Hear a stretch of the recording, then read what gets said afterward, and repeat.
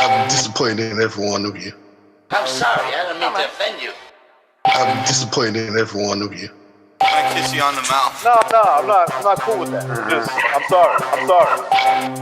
One more time. I'm disappointed in every one of you. I mean, I'm dealing with degenerate animals. I'm disappointed in every one of you. Disappointed in every one of you. All right, come on. Honestly, I can't do it, man. I'm disappointed in every one of you. Let me tell you why. It's gonna be all right, Nicky. Go ahead, shoot. He's just cute little fucking man. What are you going to do about it? Yeah, because you got nothing. You don't got a thing. Yeah, because you got nothing. Got nothing. I want to get out of this rat hole. I want to get online. I need BDA boxing.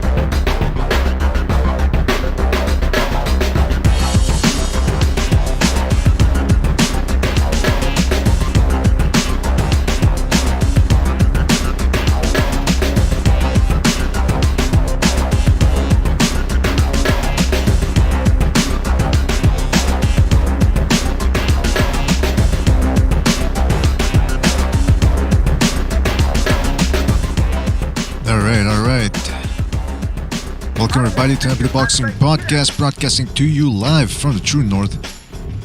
This is your good friend Mr. BDA, flying solo for the moment, but I suspect we're going to have a lot of things going on here, a lot of fun. It is an open panel show, anything goes Friday, meaning open Streamyard, phone lines are open, the number's right there in the left hand portion of your screen. I will be posting the Streamyard link very, very soon, a couple of seconds. But before we get to that, fellas, before we get to whatever you want to talk about, because again, this is your show, this is your chance to call in and let us have it, I want to remind you of the particulars that we got going on here. If you want to continue the gravy train rolling, you can certainly do so with the Super Chat feature during this show, or the Patreon page, or the PayPal page. But of course, the most important thing is you continue to like and subscribe, all right? Every little amount of money helps, but the likes and the subscribes and your support goes a good long way, all right, fellas? So keep that in mind. Don't forget to hit the like button if you haven't done so already. And that's about it, man. Let me tell you, tomorrow we've got an array, an assortment of delectables when it comes to boxing fights. We've got Carl Frampton and Herring fighting in Dubai, I believe. Dubai. They're fighting in Dubai. So it's going to be about 5 p.m. here, Eastern Time.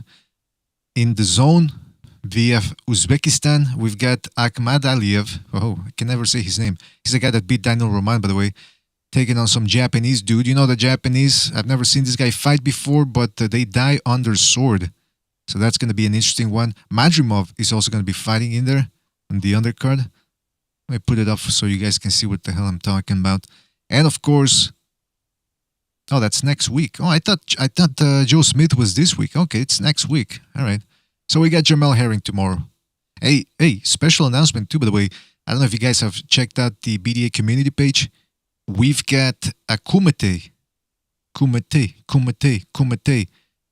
on Sunday. We will be doing a Saturday show covering the Frampton fight, but at the same time, it's going to be an opportunity to sign up. All right, it's going to be your chance to sign up. Who do you want to fight on the kumite? It's up to you, man. I saw a lot of people commenting there. It's like, this and that, blah, blah, blah. They're fighting. I'm thinking, all right, fantastic. You're fighting. Now do it on the kumite. Fucking pieces of shit. What's the matter with you? By the way, did I remind you that everything's open right now here? If I didn't, I'm going to get to that. Shout out to Eric Rosas, Official Scorecard Boxing in the chat. Triple JJJ. I didn't forget the third J. Chris K. Oh, Chris K donating with the super chat. He says, decent early fights tomorrow. Nice change of pace. Absolutely, man. A little earlier for us here on the East Coast, Chris. I'm assuming you're on the East Coast. Shout out to Chris K for his donation. Shout out to B-Space, Joel Upton, Hard Recoil, Brian, Marcy D, and many more people to come, I am sure. Fellas, thank you for joining us. Saint Brit in there as well. All right.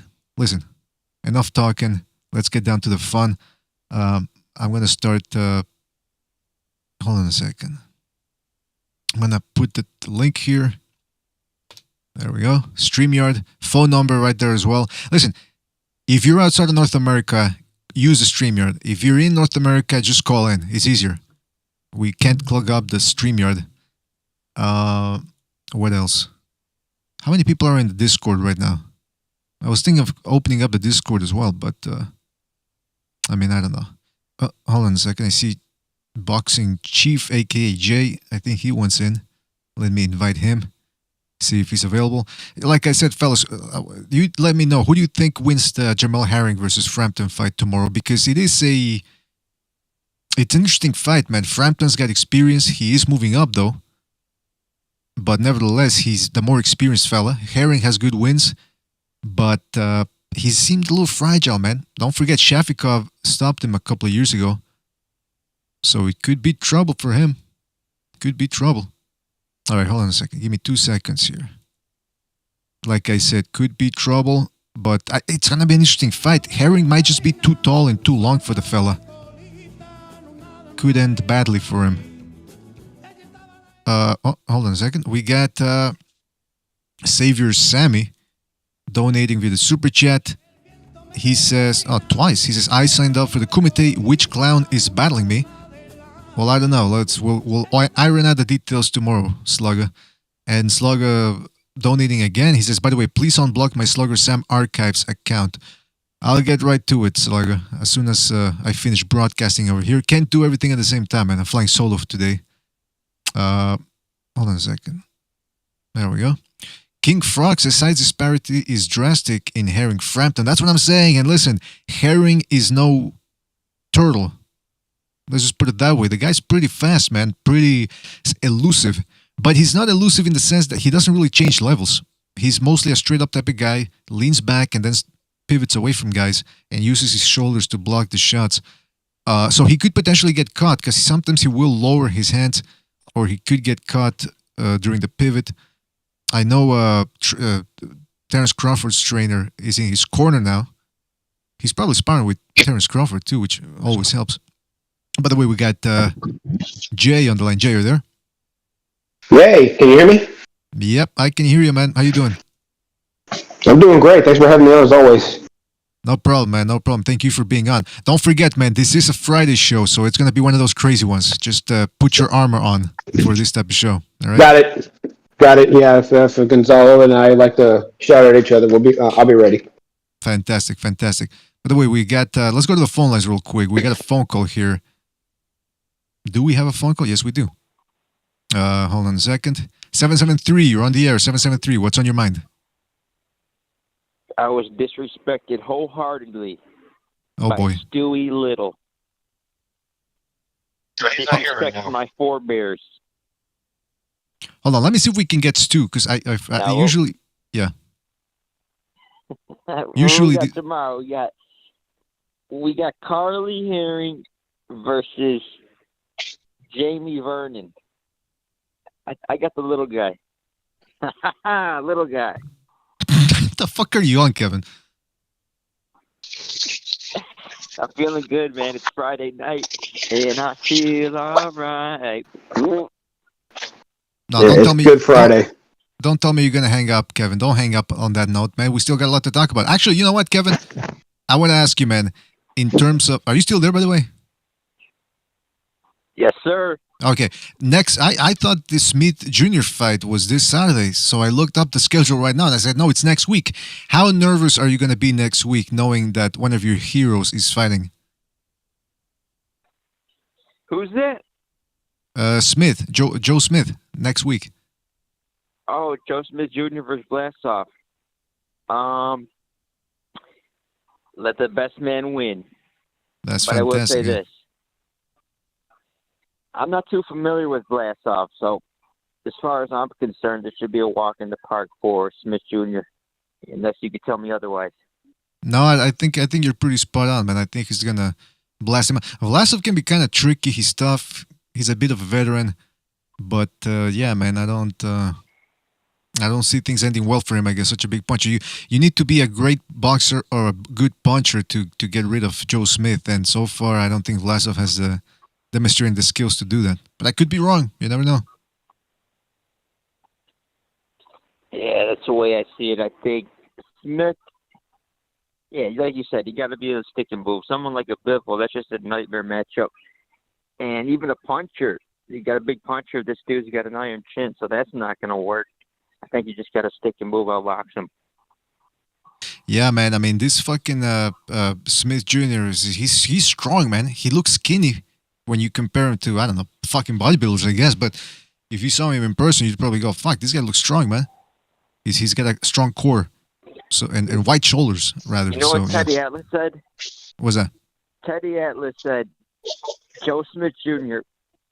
He didn't get the genetic lottery and this and that, but he just got a mental tough dude. That dude has got the genetic lottery for sure. He's got these he's just a tank.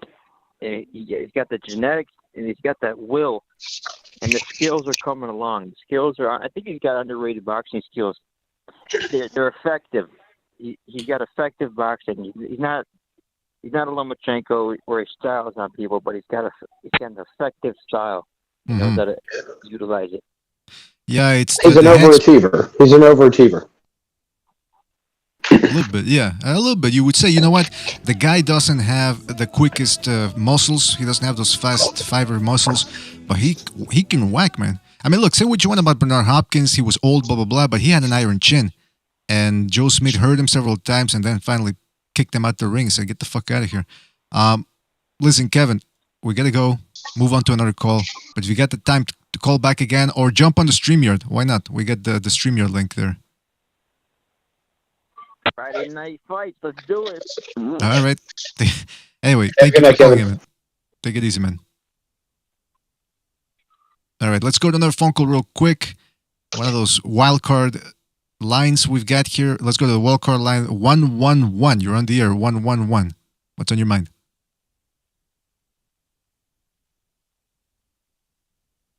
(111) going once, going twice. 3 strikes, you're out. Sorry about that, man. All right. Can't have dead air time. Yeah.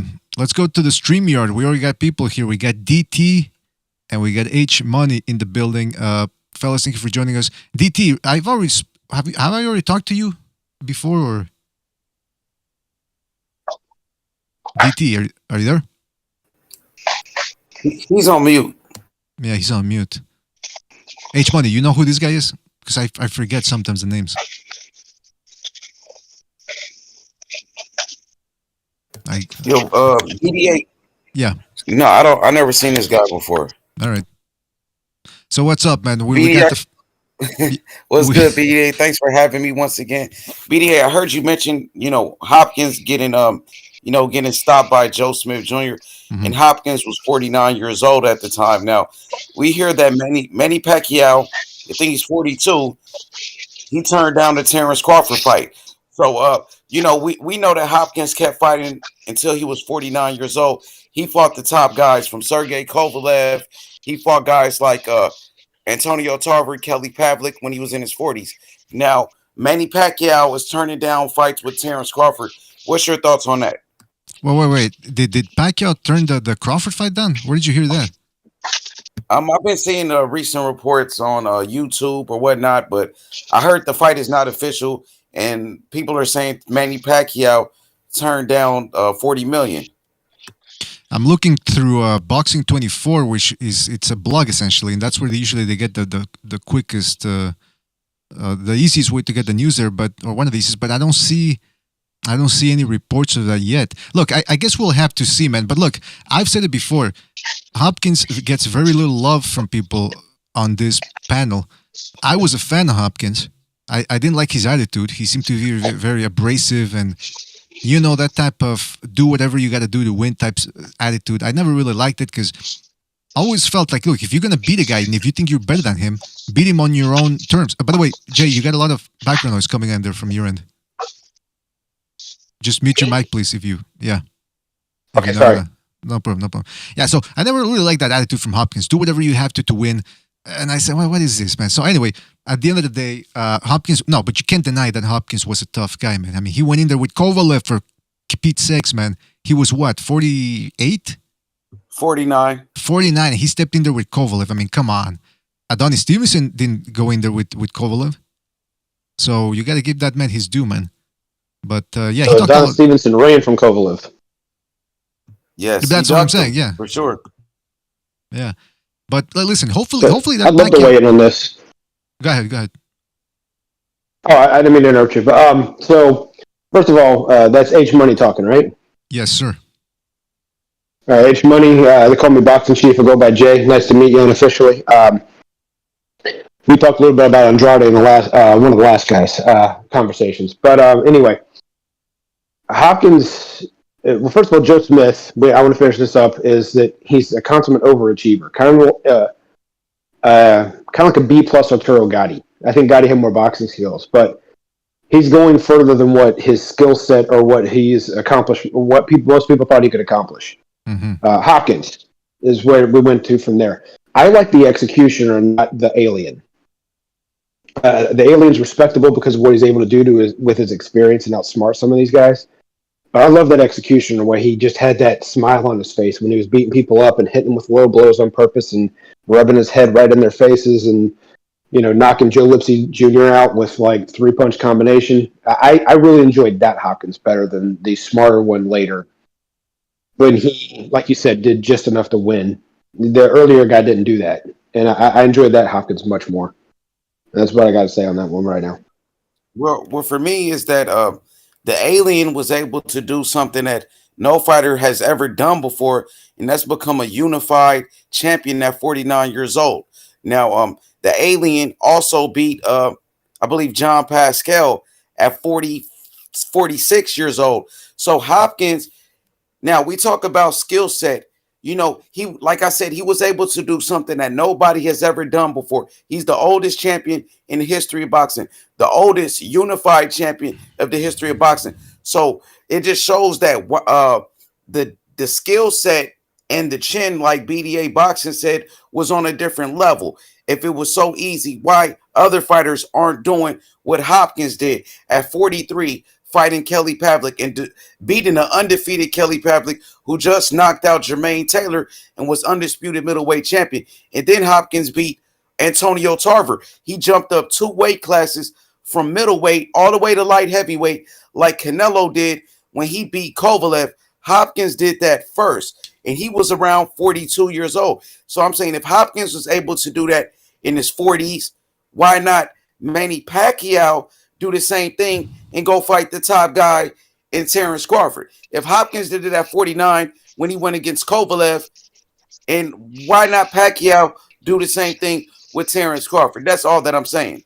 Right. Well, he's trying to. What we're saying in returns right now is that they're in negotiations. Nothing's been finalized yet. So they're in serious negotiations, and everything that I just saw when I was looking it up says that they're still set for June 5th. Contracts haven't been signed yet. So we'll get the answer to your question later unless these talks fall through. As far as Hopkins at light heavyweight, the stuff that he did in his 40s, that's a double-edged sword. The double-edged sword is, yes, he did an amazing thing for someone his age. It also shows the lack of talent that was there in that division when someone that old and that he wasn't fast, he wasn't more powerful than them, he did have a good chin, and he did have a very good ring IQ. But when these guys are that much younger and appeared to be, I stress appeared to be, that much stronger, and they let you do what you wanted them, what you wanted to do. They didn't press any issues, and they just stood there and let you dictate the pace. That shows the fact that, yes, he was exceptional in ring IQ, but also limited talent in the division at that time. I mean, that has to be recognized. That it's not like he went over and took over Michael Spinks' division or Bob Foster's division. John Pascal still beating people to this day. John Pascal was one of the guys that Bernard Hopkins beat to become the oldest champion in the history of boxing. And John Pascal just beat Badu Jack, and before that, he beat an undefeated Marcus Brown. So I'm not going to belittle Bernard Hopkins' accomplishments because John Pascal is still a very good fighter. And also he beat an undefeated Tavares Cloud at 46 years old. So you gotta give the man full credit. If it's so easy, why not we get in the ring? Giving him full credit in the fact that, but I'm noting that that there was a limited division. I got to talk with you because you don't stop very often. So try to do what Hopkins did. If it's that easy. Well, you know what? The thing about it is, no one said it was that easy. No one said it was that easy. But you know what? He's the exception, not the rule in many cases. But that was not an overly talented division. That's an undisputed fact. Well, John Pascal is a very good fighter, and so is you got to come with more than one name. You got to come with more than one name. So was Tavares Cloud, who was undefeated at the time. Who got knocked out by a guy who only had 6 fights. Who, Tavares Cloud was knocked out by a guy with 6 fights? That's not true. Yeah, but how many did Beterbiev have when he knocked him out? 6, 9? Well, Hopkins beat him when he was undefeated before Beterbiev knocked him out. Actually, Pascal lost. The fact that Beterbiev can knock him out with only 6 to 9 fights kind of shows you where Tavares Cloud is. It really doesn't matter. Beterbiev is 38 years old. He turned professional when he was older. He is now, but wasn't then. No, that fight was like 5 years ago. It wasn't like that Beterbiev was in his early 20s and knocked him out. No, it wasn't, bro. But like I said, if it's so easy, why Bernard Hopkins is the only unified champion at 49 years old? Why don't other fighters do it? If it's that easy. I've already acknowledged the fact he's an exception, not the rule, because not many 49-year-old people take as good care of their bodies as he did, obviously. But at the same time, you're throwing Manny Pacquiao into this with a situation where a fight hasn't even happened yet because they're in negotiations. Pacquiao was clearly ducking fights, bro. And he gets a pass for it. Oh, please. You're going to let this guy do this? Yeah, he's ducking. I'm going to laugh at him. I'm going to laugh at him. Hey, listen, if the Crawford fight doesn't happen, Jay, it's because of Manny Pacquiao ducked it. That's the real facts. Listen, Pacquiao though. There's many things that go on in negotiations of a fight. Hold on. Maybe Terrence Crawford won $15 million, which they're not going to get. There's a lot of things that why fights don't happen. Fellas, I don't want to have to mute people. Fellas, I don't want to have to mute people. Hold on, we got a lot to get to here. We got DT. I want to know if he's in the building. DT, are you there? Because he's been. I want to get other people's opinions on this. DT, are you there? DT, if you don't answer, I'm going to have to kick you out because we need to have more space here for people. Going once, going twice. All right. Yeah, because I need to save space here for people, and I want to get more opinions in here. All right, hold on. Who's this? Who's this? Spanish Free Smoke. I think that's MMA champ. I can't hear him. Going once. Oh. Going twice. All right. I mean, like I said, we don't have the premier fucking whatchamacallit StreamYard, so we need to save space. Oh, by the way, shout out to Jason Bornsky who just donated with the super chat. He says, "I donate because of Kevin from Chicago, and I recognize you guys are okay too, except for Stu. Salute." Oh, well, thank you, Jason. Thank you for your contribution, and. Brian just donated the super chat as well. It says B-Hop was great and Smith beat up an old man, so I can give him credit for beating up a 51-year-old. See, that's the thing, because I was, we were talking about Pacquiao and Crawford. I was reading some of the comments from around the internet, and people were saying, well, if Crawford wins, people aren't going to give him credit because he beat up an old man. But I'm thinking, he's an old man, Pacquiao. He's 40 years old. I mean, if Crawford beats him, let's face the facts, he's not beating the same Pacquiao that ran through Cotto and Hatton and all those fellas. So, obviously, we can't give him full credit. Well, Mayweather didn't beat that Pacquiao either. Well, yeah, right. But, I mean, it was a 5 year, it was a Pacquiao that was 5 years younger and still on top. He was just past his peak, but he wasn't past his prime the way he is now. By the way, we got DT. DT, are you there? DT. Why is he DT going once, man? Otherwise, I'm going to have to let you go. Fuck, all right. So, yeah, like I was saying, that whole thing that Pacquiao... And by the way, Pacquiao, look, everything he's accomplished, at this point in his career. If he wants to retire now, he's under no pressure to fight. It's like with Mayweather. By the time he fought that midget kickboxer, it was pretty clear he wasn't going to fight any more top guys anymore. So for him to do exhibitions, that's why I give him a pass for that. Now, if Pacquiao wants to continue fighting the top guys, he certainly can do so. But if he goes into exhibition mode, that's when you're going to have to say, you know what? This is what he wants to do now. He's under no obligation to fight any of the top guys anymore. After everything he's done in his career, and consider that he started at what, 115? Did he start at 115? Turned pro at 106. Turned pro at 106, won the WBC title off of a Thailand fighter. I can't remember his name. But he won the title at 112 at 19 years old. Yeah, him and Mayweather, they don't have anything left to prove, man. So when we talk about ducking, I don't think ducking applies to them anymore. You know? I think it does, though, BDA, to be honest with you. Pacquiao is a champion. He just beat Keith Thurman. We want to see Pacquiao unify the division. We want to see Pacquiao do something he's never done before, and that's become undisputed. Now, like I said, Hopkins, when he was at that same age, he fought the young killers like Kelly Pavlik. He fought the Antonio Tarvers, and he didn't duck any fights. Now, if Hopkins did it, I want to see Pacquiao do the same thing, bro. Well, what about Mayweather or Sugar Shane Mosley and all these other guys? I mean, we can't put that standard that Hopkins set. That's something else, man. I mean, he's the same guy that had 20 title defense at middleweight. He's exceptional. But 19. But you also 19. A no contest does not count. A no contest. All does right, not count. all right. Yeah, Let's not get technical on that. But the point is, by the way, Hopkins also started getting the big names later on in his career. He was 36 when he fought Trinidad. So Pacquiao, on the other hand, got everything he wanted to do before that, before his 40s. So he's under no obligation to go in there going into his 40s. Because he doesn't have the same style as Hopkins either. Hopkins was very good at slowing the fight down, clinching, reducing the output of the other guy, while at the same time getting in a couple of pot shots. He knew how to fight on the inside to save time. Pacquiao's not that type of guy. Pacquiao's a guy that wants to land clean shots on you, wants to do it clean, without any bag of tricks, any smoke and mirrors. So I understand what you're saying, but that's like the fucking Hopkins standard. That's way too high for a guy who had exceptional qualities that I just mentioned. Yeah, they're both great. So Pacquiao's a legend, and Hopkins, both future Hall of Famers. I don't take anything away from Manny Pacquiao. He's done some great things. 8-division world champion. He's been in there with the top guys, the Keith Thurmans. He's been in there with Floyd Mayweather, Miguel Cotto, Shane Mosley. He went in there with Eric Morales, Juan Manuel Marquez. He faced pretty much everybody. Oscar De La Hoya. I respect what Manny Pacquiao has accomplished. He's a legend. Mm-hmm. I agree, man. I agree with both guys are legends. By the way, shout out real quick, man. Shout out to GB Guthrie, who says, who wins, Beterbiev or Better to be Eve? Oh, come on. it's Beterbiev. The name's Beterbiev. It's not Better to be Eve. All right, GB Guthrie, but point taken. Thank you for your contribution. Brian says, where's the Heyman and Fox documentary?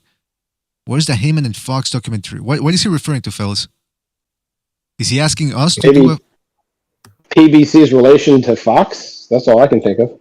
Maybe he wants us to do a documentary on that? I'm not sure.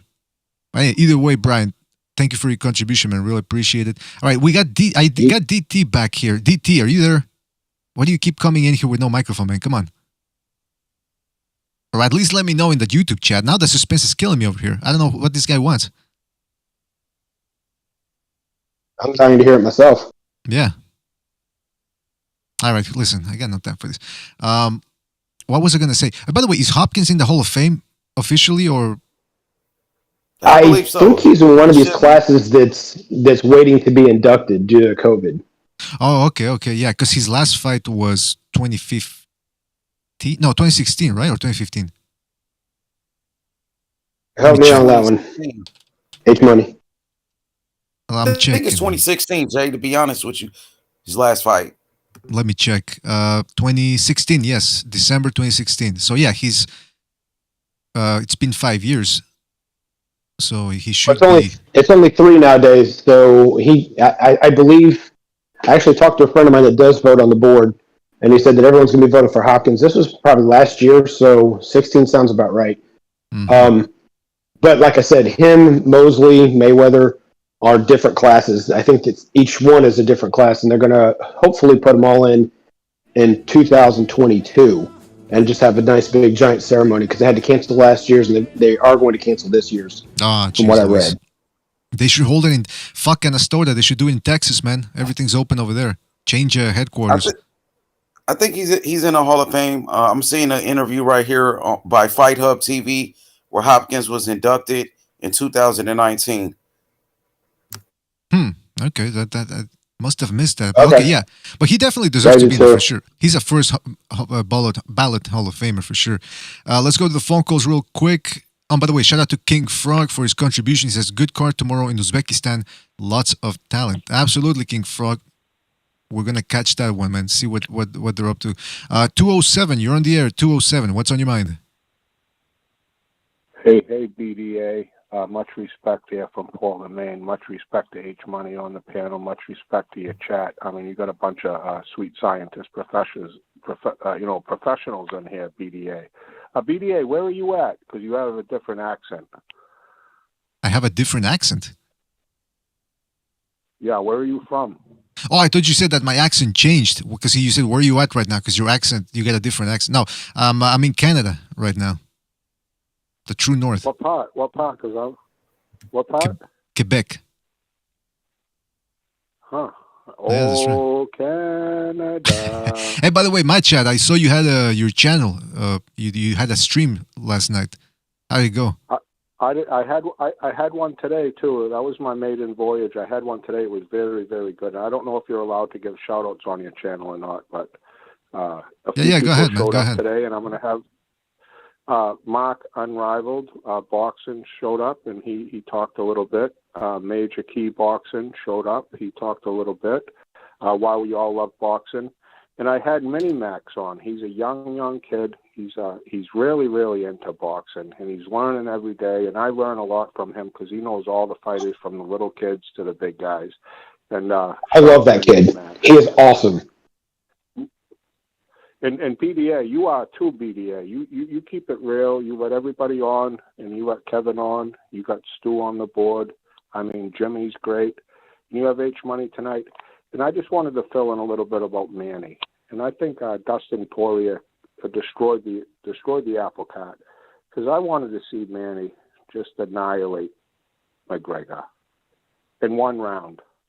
Ding, ding, ding. Manny goes out there and just knocks his fucking head off.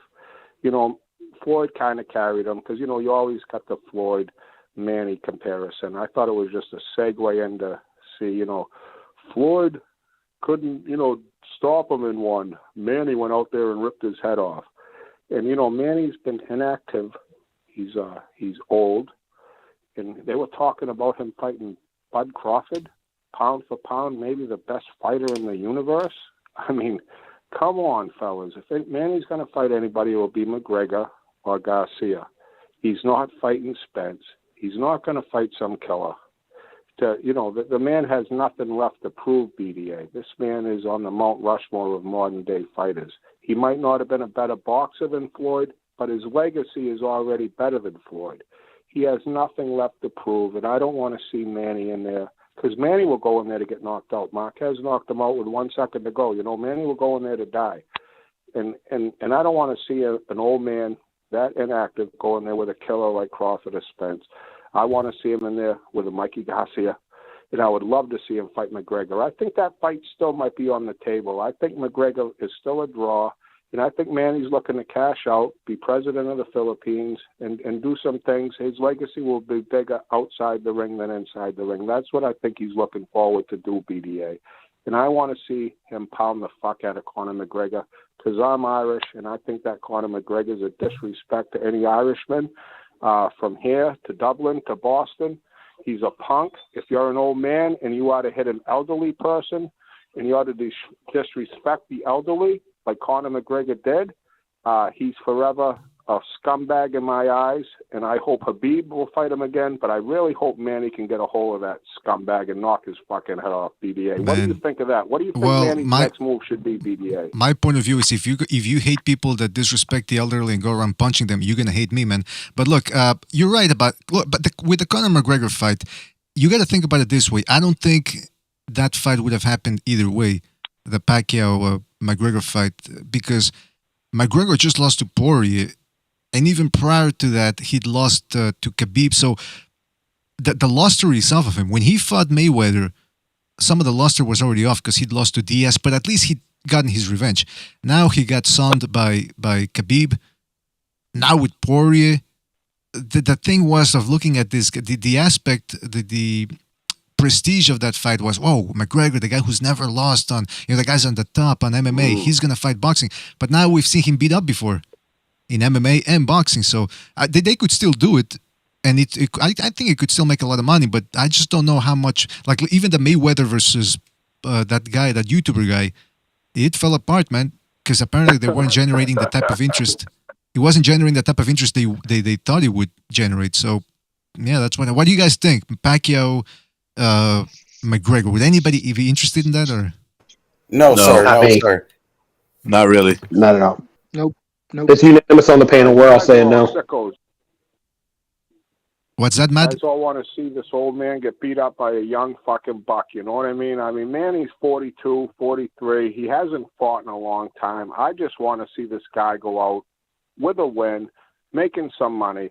I don't want to see, because Crawford will beat him up. Crawford will knock him the fuck out. Errol Spence might fucking put him in a hospital.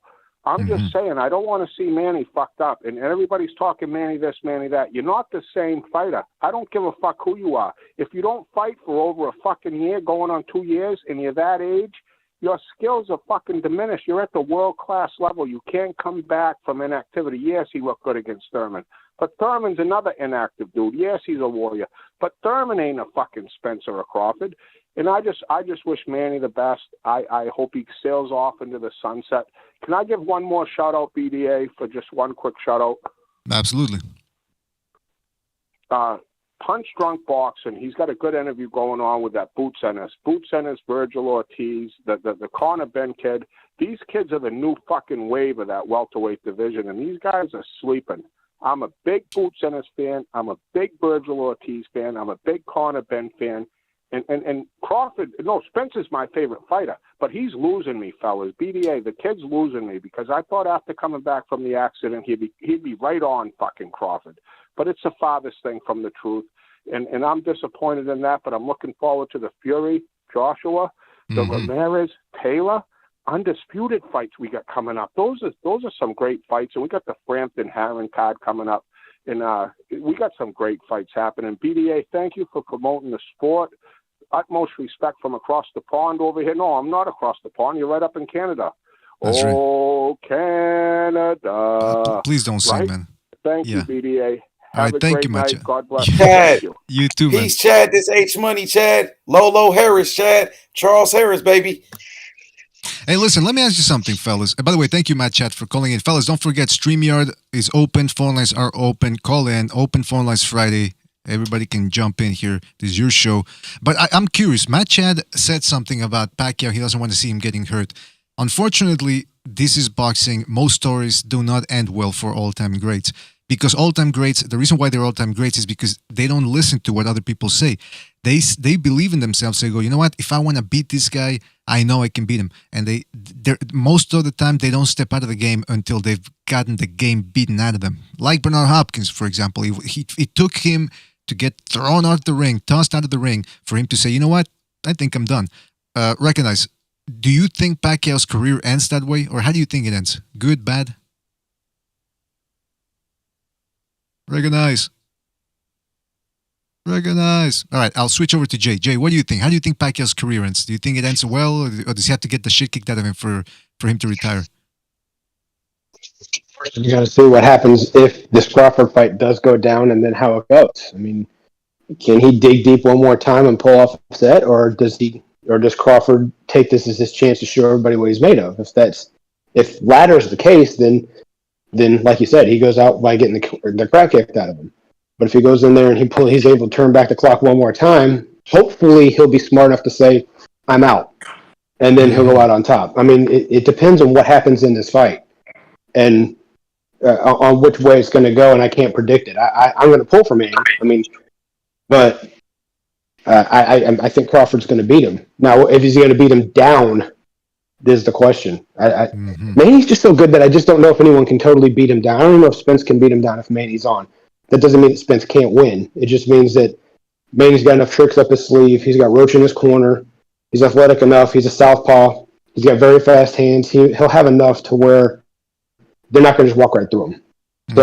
So long as people aren't walking right through him, he'll quit if he wants to. And I just don't think I think he's got too much fight in him to just walk away from the sport. Recognize, what do you think? Yep, I agree. I mean, I think that Terence Crawford should win. He should be the favorite, and he should win this fight. But that pressure, and with Manny's mindset, I never underestimate Manny Pacquiao in those situations, because Manny's playing with house money, and Crawford is trying to prove, all the shit that he talks. So this is the fight. This is the fight that he can show everybody, like, look, man, even though he's an old man, I beat Manny Pacquiao. Keith Thurman couldn't do it. That type of thing. But I don't underestimate Manny Pacquiao. He's a legend. If this fight was 5 years ago, I'm telling you right now, Crawford get his ass killed, not beat, killed. Oh, hey, by the way, we got Senpai in the Streamyard. Senpai, you took away the 666. That's good, man. That's good. Thank you for doing that. Especially on today, Good Friday. I'm glad you got rid of that. Are you there, Senpai? Yeah, I had to, man. I had to. You kept telling me. Well, I mean, I'm just trying to look out for your soul. I mean, you can have all the fun you want here, all the satanic pussy you want, but once you die, you're going to have to answer to God. So I'm just looking out for you. Listen, thank you for being here. Amen on that. That's right. What do you think, Senpai? Do you think Pacquiao's going to get the crap kicked out of him anytime soon? And is that the only way he's going to retire? Or is he going to go the way of Marciano and Calzaghe and Mayweather and say, you know what? I'm done. I'm going out on top.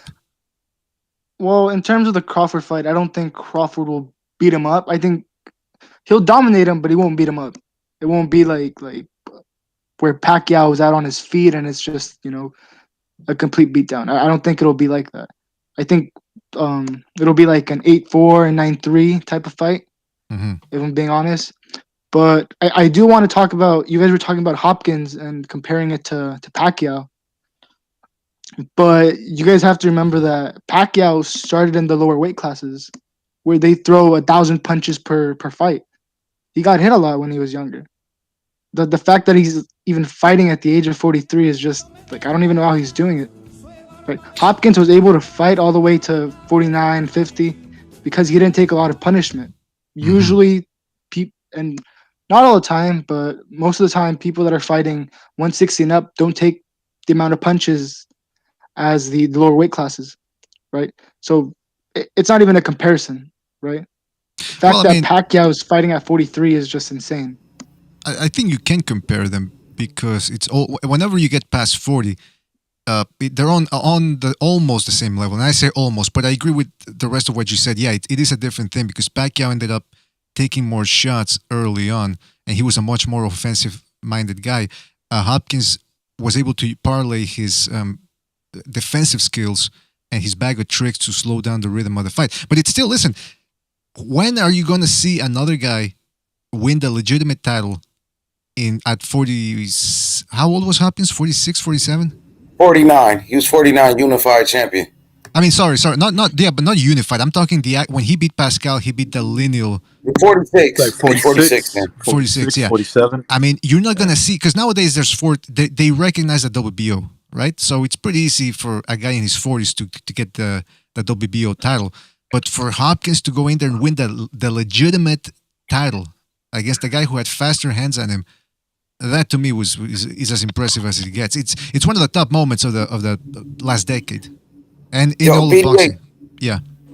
Can I give you my final thoughts? Like you asked the question, do we think that Manny Pacquiao needs to be stopped to retire. So let me just give you my thoughts. If the fight happens with Terrence Crawford, I feel like the fight should happen.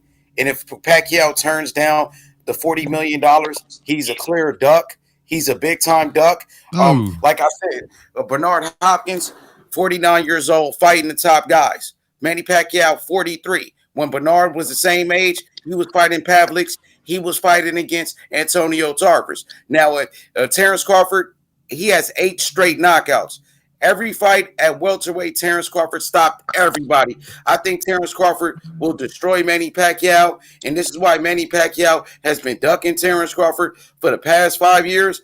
I think Crawford will You crazy. This dude is crazy funny. I've been laughing at him all night. You are Let me finish bugging. what I'm saying, bro. You are Please, bro. rewriting history. I'm about to fit leave, bro. you. Let me finish what You I'm saying. are rewriting history to Pacquiao fit you. is ducking Terrence Crawford. Stop rewriting history to fit you. Terrence Crawford would knock him the fuck out. Delusional. He would knock You Pacquiao delusional. the fuck out and put him out of his misery. You need to Pacquiao, stop smoking what you're Crawford, smoking. and let's make it fucking You need happen. to stop smoking what you're pussy. smoking. Stop He being ain't a pussy, ducking. Pacquiao. You lying. Stop being a You pussy. lying. Stop I'll knock you out. Terrence How about Crawford. that? I'll Terrence knock Crawford out would H knock Money. his ass out, I'll bro. knock you out, Point H blank, Money. period. I'll knock you out.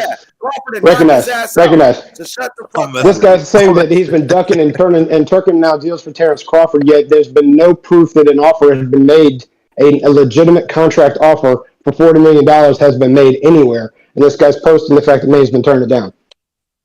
Listen, this is what fans like that make me want to root for Pacquiao to knock Crawford's ass out. But I don't think it's gonna happen. H Money is a liar. H Money is a ducker. H Money is spreading false facts. H Money is fake news. Oh, fake news. Wait a minute. So You're going too he sure far. does love Andrade, though. He sure does love Andrade.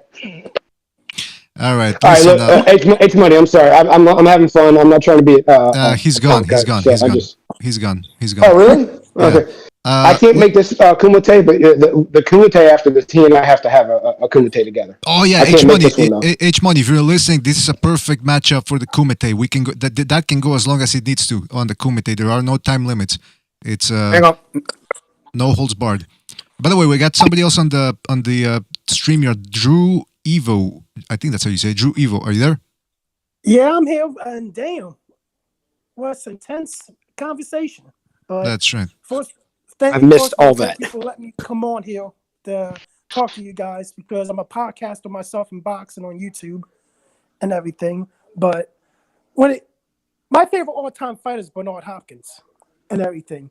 And the thing that separated him from a lot of these names, that he was the best strategist when it come to beating these younger guys in their prime. Mm-hmm. And with his tricks and everything, his defense and everything, it was just everybody thought that when he faced like Tavares Cloud, Sunoff of Pascal Trice, that he was going to get knocked out by all of them. But he wound up always making them look bad. That's the thing with Bernard Hopkins. He always made you look bad fighting him. And the messed up part about fighting all these guys, if you looked at all the guys he fought in his career, what happened to all of them afterwards? Their careers went a downward spiral, or their life went down to a downward spiral. It's like a course or something. Jones did. If you want to look at it.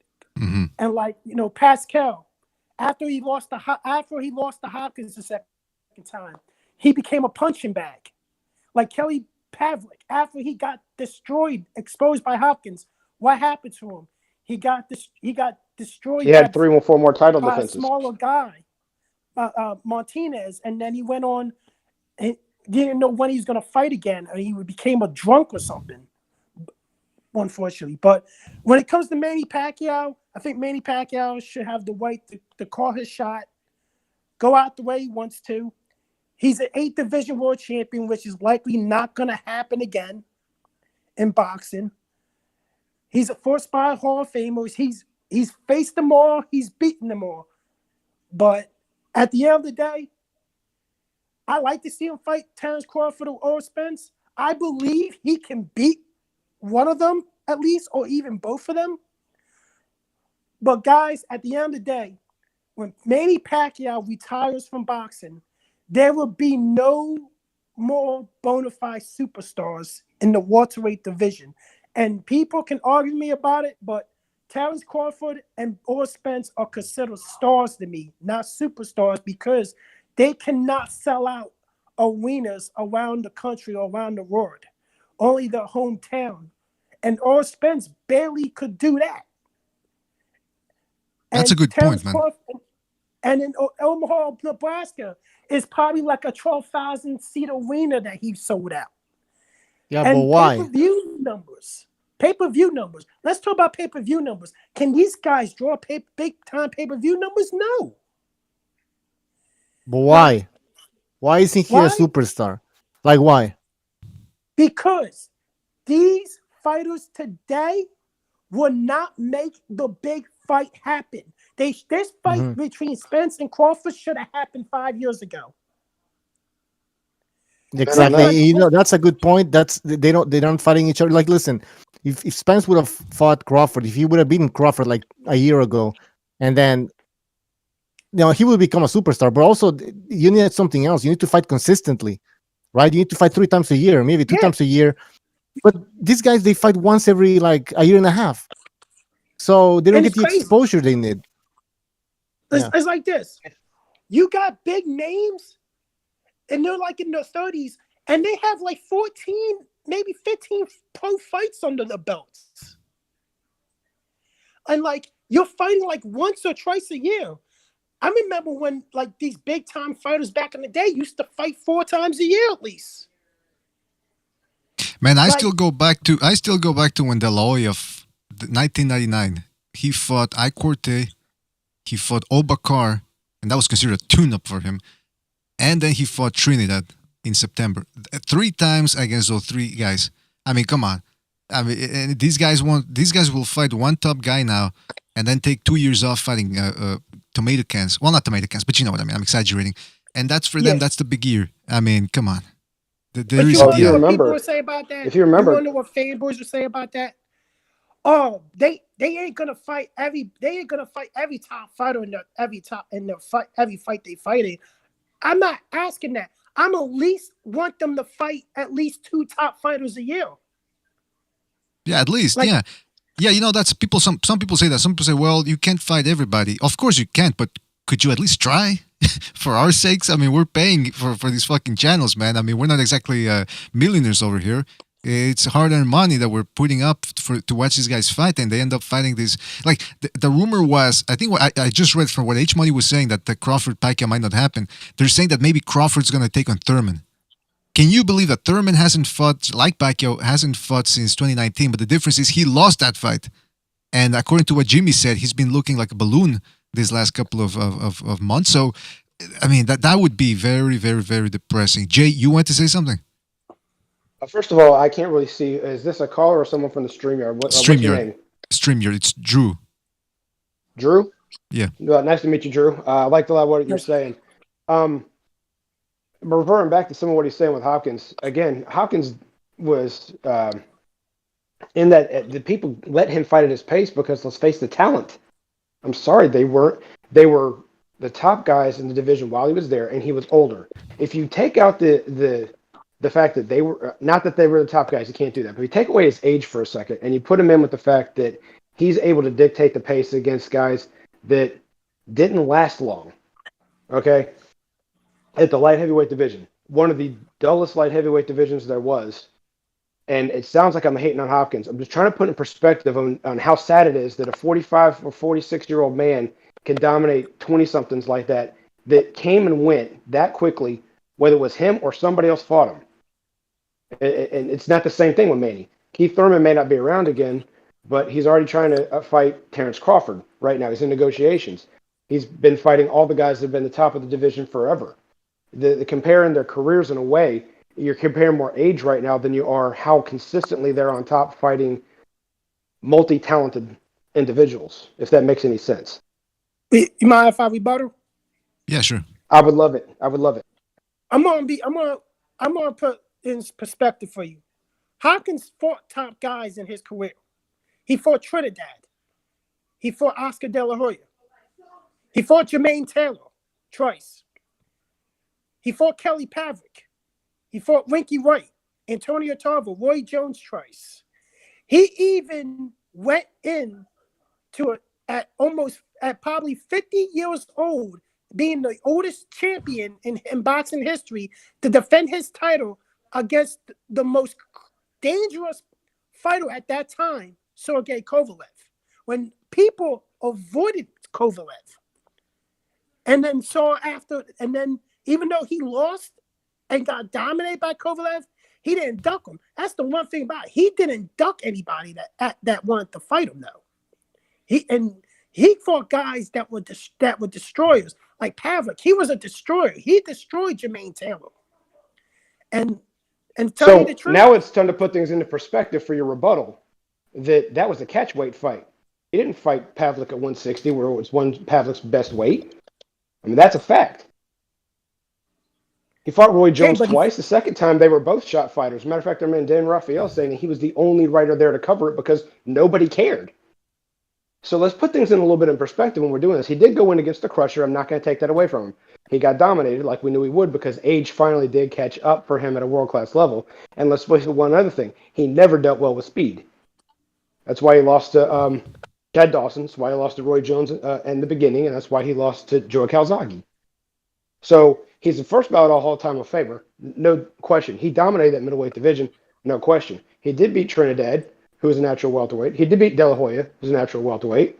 But I got to put things in perspective. Marvin Hagler and Carlos Mazon did the same thing, and that's what made them great. They beat those great champions from below them. So you got to call fair. But certain things have to be put in perspective. Well, at the end of the day, when it comes to Bernard Hopkins, he's an all-time great. But yeah, if you compare him to Pacquiao, I don't think age is the thing we should be looking at, because Pacquiao got the chances that Hopkins didn't get, which was to fight when he was in his prime, whereas Hopkins didn't get that big fight until he was 36. But that's a good point about the Pavlik fight. Again, a flip side to that Pavlik thing was a lot of people were afraid for Hopkins going into that fight. They thought Pavlik was gonna murder him, but Hopkins was pretty confident that he could deal with Pavlik's style because he was more of a Felix Trinidad type of style. By the way, before we continue, fellas, shout out to Iceman for his contribution from a while back while I was telling Senpai about his name, and Iceman said, Amen, BDA, amen. Right back at you, Iceman. Thank you for your contribution. Let's go to the phone lines real quick. 651, you're on the air. 651, what's on your mind? Oh, I'm talking about the Pacquiao, Terrence Crawford thing, right? Mm-hmm. And Pacquiao wants to get beat. You have to understand that he still thinks he's the champion, and he should be. Right? So when you're talking about a Spence or a Crawford, they haven't actually earned that mantle of being the top welterweight. And this is because the Horn fight, right? Everybody saw Pacquiao beat Horn, right? But when they manufactured a loss for him, he got thrown off of the rankings and all that other stuff, which, you know, you're looking at Spence and Crawford, they get bumped up, right? But in Pacquiao's mind, he's still the champion, and he's looking for someone to beat him. Well, yeah. that's a good point, caller, because again, that's why Pacquiao's an all-time great, because he thinks he's the top guy. He doesn't go in there thinking, oh, I'm the B side, I'm the underdog. On the other hand, I will have to take umbrage with what you said about the Spence. I think Spence, guys, what do you think? Do you think Spence is the clearly the number one welterweight in the world right now? Well, I think go ahead, caller. Yeah, go ahead, caller. Yeah, he would have to beat Pacquiao to establish himself as the number one. But recognize, what do you think about that? Do you think he needs to do that to establish himself? I agree with him, and I think he's the most deserving between him and Terrence Crawford. My opinion. I hope nobody gets offended. Just my opinion. I think Spence should have gotten the shot against Pacquiao over Bud, who hasn't done anything. That's just my opinion. Like if you're gonna, besides Pacquiao, if you're gonna look at resume and like welterweight resume, then you should make Spence the top welterweight because he fought Porter and everything. Terrence Crawford hasn't really fought a top welterweight besides an aging Kell Brook. BDA, establish yourself as the top welterweight is fighting the number. is by having the number 1 and the number 2 fight each other, right? And none of those guys have done that. The last guy to do that was Pacquiao, and he hasn't lost since then, unofficially. Yeah, that's a thing, right? That it's the Jeff Horn. It's the Jeff Horn fight. Some people feel. And the Jeff Horn fight. Look, I'm going to take the little conspiracy route because there's a lot of evidence to suggest this. That was to get the belt in Terrence Crawford's hand. Remember, whether you like it or not, Bob Arum said his matchmakers doesn't think this is a good fight for Terrence Crawford, Manny Pacquiao versus Terrence Crawford, stylistically. And so, and maybe that's another reason why the Errol Spence fight also secretly behind the scenes is not happening as well. So I'm just throwing it out there that in terms of like Pacquiao still being the man, I kind of see it that way because of what the caller said. He beat Jeff Horn. I mean, he clearly won that fight. He beat the living daylights out of him in the 9th round. And Jeff Horn didn't have even close to a round like that in that fight. So that's my opinion. Yeah, but also Pacquiao is going to be running for president in 2022, right? So he's going to be making his campaign pretty soon here. So he's not going to be trying to box at the same time. This is probably his last hurrah. He wants somebody to take the mantle from him. Whether it's good or bad, it doesn't matter, right? I don't think he wants to give away the mantle, if you ask me. I think he's a pretty selfish-looking dude, man. Those short guys with the bowl cut crew, that type of bowl cut they have, like the Chinese army people, I don't trust him, man. And I think he's a selfish little pig. He goes around banging other people's wives. I don't have any proof for this. I'm just throwing it out there. Fuck it. So I don't. That's what I'll go with. All right. Listen, caller. We gotta move on. What the fuck was that, caller? We gotta move on. Anything else you want to say before we move on? Not that I can think of right now. All right. Thanks for having me on. Thank you, man. Thank you for calling and call back. Thanks for calling, Fight Scout. That's the Fight Scout. So, I'm just gonna say one thing when it comes to this. Terrence Crawford and Errol Spence will not fight until Terrence Crawford leaves Top Rank. Point blank. It's never going to happen. It's not. It's not. The fight's not going to happen. Period. It's not going to happen because they don't want to have any part of dealing with him. If they did, those fighters would have faced him. Danny Garcia would have answered the contract that was sent to him that he didn't answer. Sean Porter wouldn't be balking at $2 million, which he's never been guaranteed more. He might have been guaranteed $1 million more than that to fight Spence when he was a champion. Now he's not a champion. He's turning down these offers. And Spence has been balking at 60-40. When it was offered 50-50, Terrence Crawford was arguably the number 1 pound-for-pound fighter in the world versus Lomachenko. And Spence was barely ranked in the top 10 pound-for-pound at the time. Maybe as high as 6. But he wasn't in the top 5 when that first happened. And now all of a sudden, you're 60-40, no, you're 80-20. Nothing that PBC has done, and I'm going to stake my reputation for whatever I know about boxing on this, has gone out of their way to show the fact that they've wanted to take part in anything with Terrence Crawford, whether it's because of Bob Arum or because of anything else. Nobody's accepted contracts. Nobody's made real law contractual offers to that man, period. Again, I'm out of my depth. So you know what? We got Uncle Pete on the line. Uncle Pete, are you there? But he's on mute. All right. Senpai, you want to say something? Yeah, bad Uncle Pete. Yeah, bad Uncle Pete. All right, so quick question, and I'm not trolling or anything, but if you look at the biggest fight in Errol Spence's career, it was Sean Porter. Could we agree on that? I agree. Okay. Yeah, you could say that. Thurman, arguably. Thurman beat Sean Porter and Danny Garcia. And I don't like doing the triangle thing, whatever. But can we argue that Manny Pacquiao, with just that win against Thurman, has the best resume out of those 3 at 147? Oh yeah, I agree. But Manny Pacquiao by far has the best resume. I'm talking last 3 years, just not overall. Not overall. Yeah, in the last 3 years. Oh, you want the last 3? Yeah, I would agree with you too. Yeah. Okay. We already know overall, and I think you're conceding that, but you're saying within the last 3 years is all you're really looking at, and we still agree with you. Yeah. Either way, we still agree. He's got the better resume. Has the best resume in the last 3 years. Yeah, but let's look. I just wanted to make sure we agreed. I just want to make sure we. Yeah, that's a good point, Senpai. But may I just introduce a counterpoint to that? And again, I'm willing to hear other people's change my mind because I'm not willing to die on this hill for that. But Keith Thurman, you look at the context, he was a little bit compromised. He'd been in the Himalayas, playing the flute, banging his hot wife, nursing injuries, looking bad against Josito Lopez. What is there an argument to be made that it wasn't the same Keith Thurman that had beaten Sean Porter and Danny Garcia? It's also a Manny Pacquiao that been out of the ring for a year and a half after getting mauled by Jeff Horn, even though he should have won. So I mean, you can make an argument that Errol Spence, in the last 3 years, Errol Spence and Sean Porter have had a tougher schedule. Okay, not better resume, have had a tougher schedule in their fights than Manny Pacquiao did in the last 3 years. You can make that argument. You can make the argument the schedule's tougher, but at the same time, people have been talking records, resumes. I don't know the difference between the two. I guess wins are what counts, though.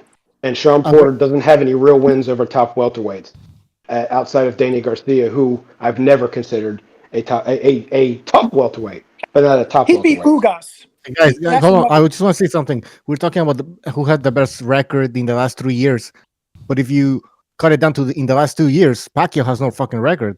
Yeah, that's the problem. I mean, so it's like that's why you have 3 years. But that's what I say. You can argue it. That's why I'm not even looking at it right now, Butcher. But I'm thinking, okay, he hasn't fought in 2 years. The last 3 years, I think Sean Porter and Errol Spence might have something to say about that. Well, actually, no. When did Pacquiao fight Thurman? He fought him in 2019 of July. Right, the summer. Then he fought. Before that, he fought Adrian Broner in the beginning of 2019. Then he fought Matisse in 2018. 2017, he fought. I'm going off the top of my head. Okay, he fought Jeff Horn. I mean, let's look at Sean Porter and Errol Spence's resume within that time.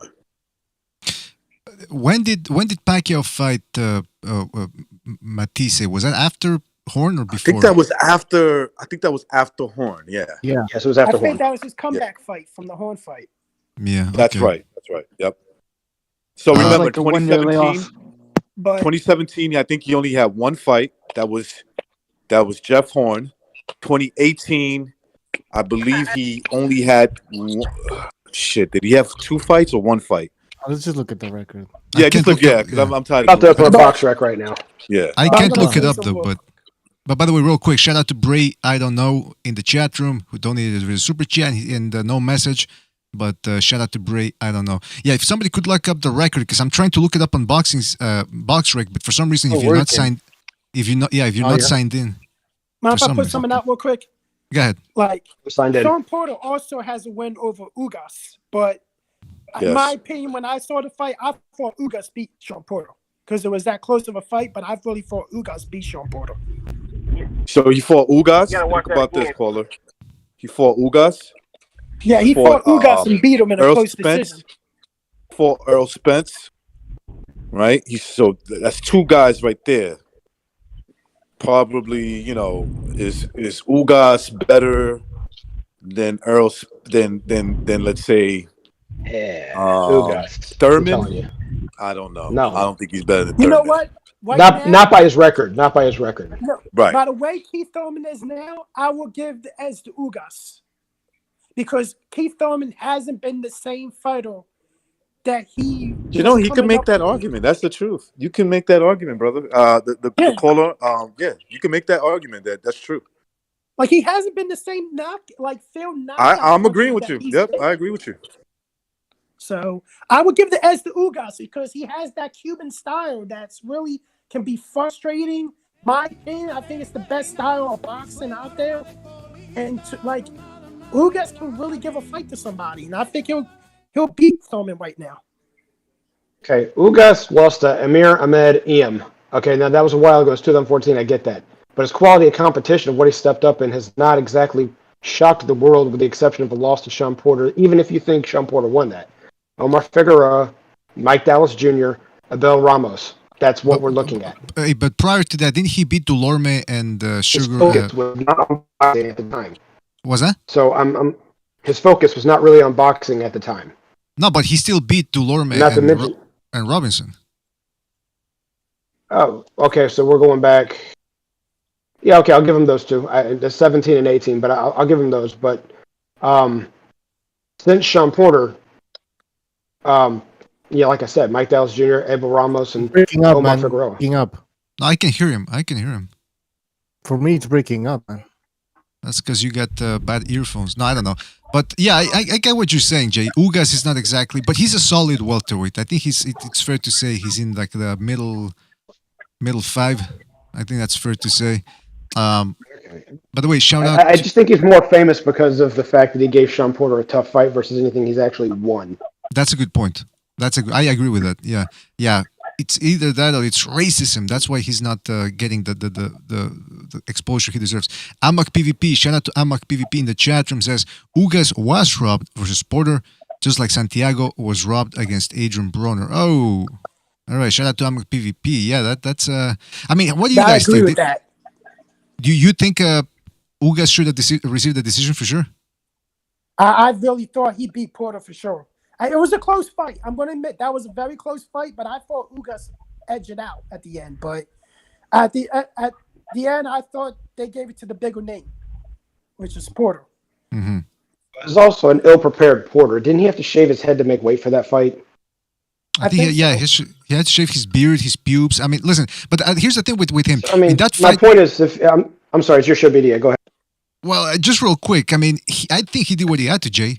If he would have gone at Ugas straight up, Ugas is a big welterweight and strong. I think that would have been a bad decision for Porter. I think making the natural counterpuncher wait and go to him was a little bit more of the smart thing to do. What do you think? I'm not arguing the game plan. I'm saying more the fact that, based off the fact that he had trouble making weight and had to shave his head to make weight, I don't think he was as prepared as he needed to be for the fight. I think he took him lightly, is what I'm saying. Mm-hmm. All right. Well, yeah, maybe he was compromised a little bit. Maybe. By the way, we've got the Logical Man on the Streamyard. He looks like he's screaming at you if you look at his picture, but you guys can't see Logical Man. Are you there? Logical? Oh, no, what up, y'all? I don't want to get here and talk about, I was kind of a little late to Devin Haney and Linares. I want to body somebody if they got to, talking about Linares is washed up. Well, he's not washed up. Well, this is a hard fight. If Devin passed this test with flying colors, at least won about 2-3 rounds, he is one of the top guys. It's no joke. He won't be high dive anymore. He'll be legit.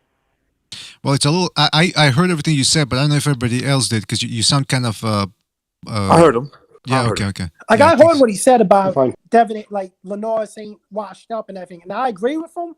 I really think this is going to be a real tough fight for Haney. I be honest with you, I'm not picking my pick yet for this. I'm really still thinking about it, but I really think Linares can probably still win this fight.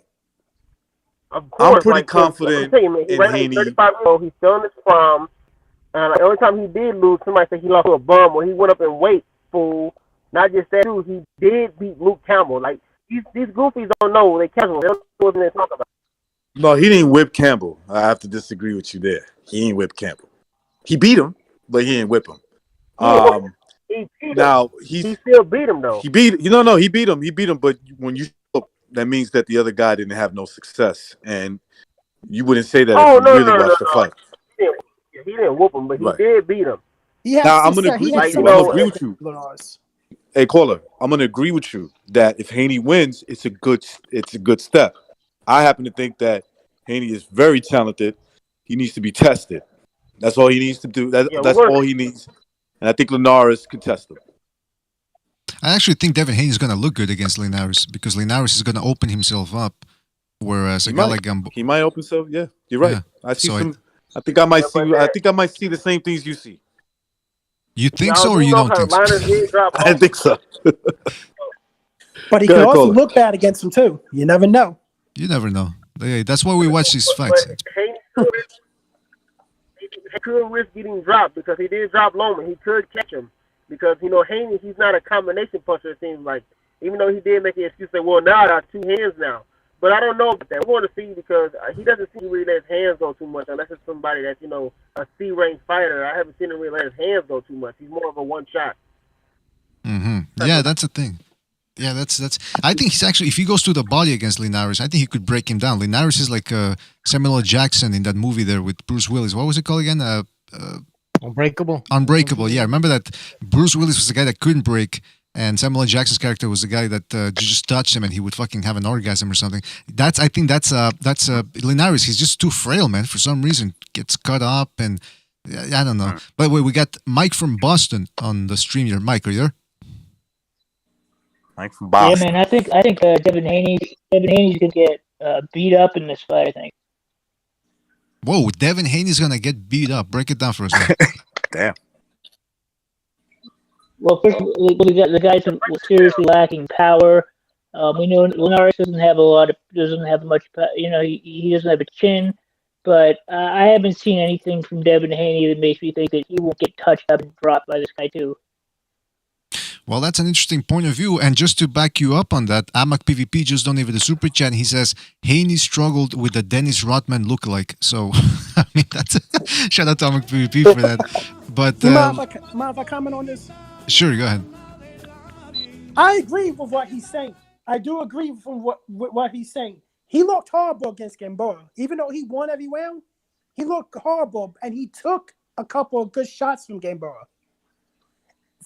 But Linares, that's true. But Gamboa, man, Gamboa doesn't have that much power like that. Gamboa, he thought this would be his retirement fight, dude. At the end of the fight, he thought he was happy, man. He lost. He was happy. I can go again. But here's the thing: I got some more fight in me. Here's the thing about Linares. I think Linares is a lot more dangerous than Gamboa is. Because Linares, even though he can open himself up, at the same time, Devin can possibly open himself up too because Linares is a very underrated boxer. He went toe to toe with Lomachenko in a boxing contest for a while.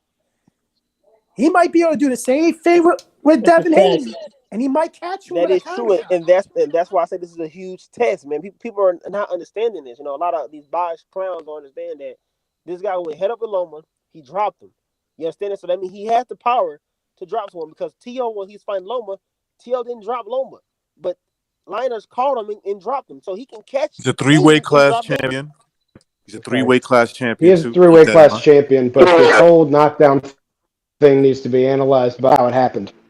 It was a cross foot, going straight back with the hands down, off balance knockdown. It wasn't like come on, he dropped him. But he still knocked him down, man. You give him. He still dropped him, bro. I'm giving him credit for the knockdown. I'm not giving him credit for the power of the knockdown. It was You're not giving him credit. You're not giving him credit. He got the knockdown. He got the knockdown. It was a 10-8 round. It was a solid 10-8 round. There, I'm honest. He got it. Devin Haney fights. You want to see him get tested. There's always gonna be this.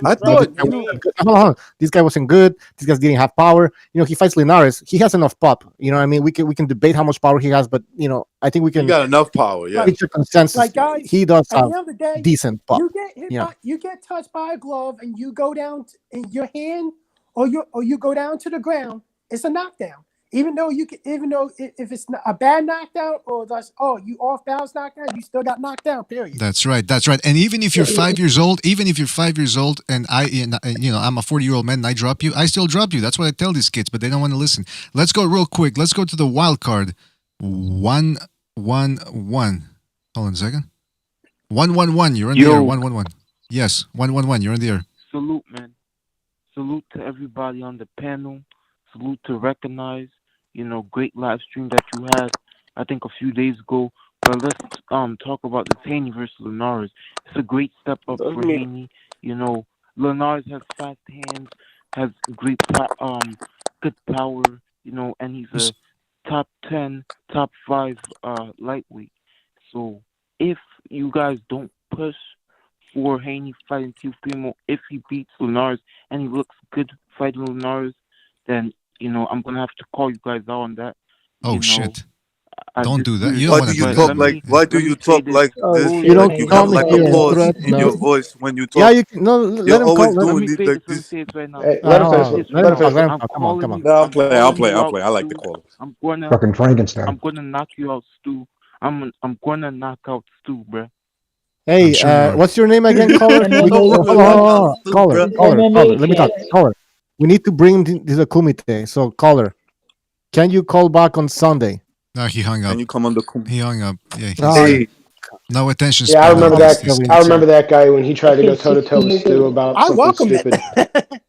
Hey, hold on, real quick, like real what he quick. said. And by the way, since we got a lot of people on the StreamYard, I want to get some sign-ups for the Kumite if anyone's interested. But before we do that, we got another phone call. Let's go to 559. 559, you're on the air. 559, you're here with the guys. What's on your mind, man? Hey, can you guys hear me good? I can hear you Nah. fantastic, man. I can hear you. I can't. Yeah, I want to say that I think Linares beat is actually gonna beat Haney. I think the zone's plan right now. I think they know that Linares' marble is cracked, and I think they want to see him. You know, he hasn't got a knockout, or a good knockout in a while. He's kind of looked actually pretty bad against pretty bad opposition.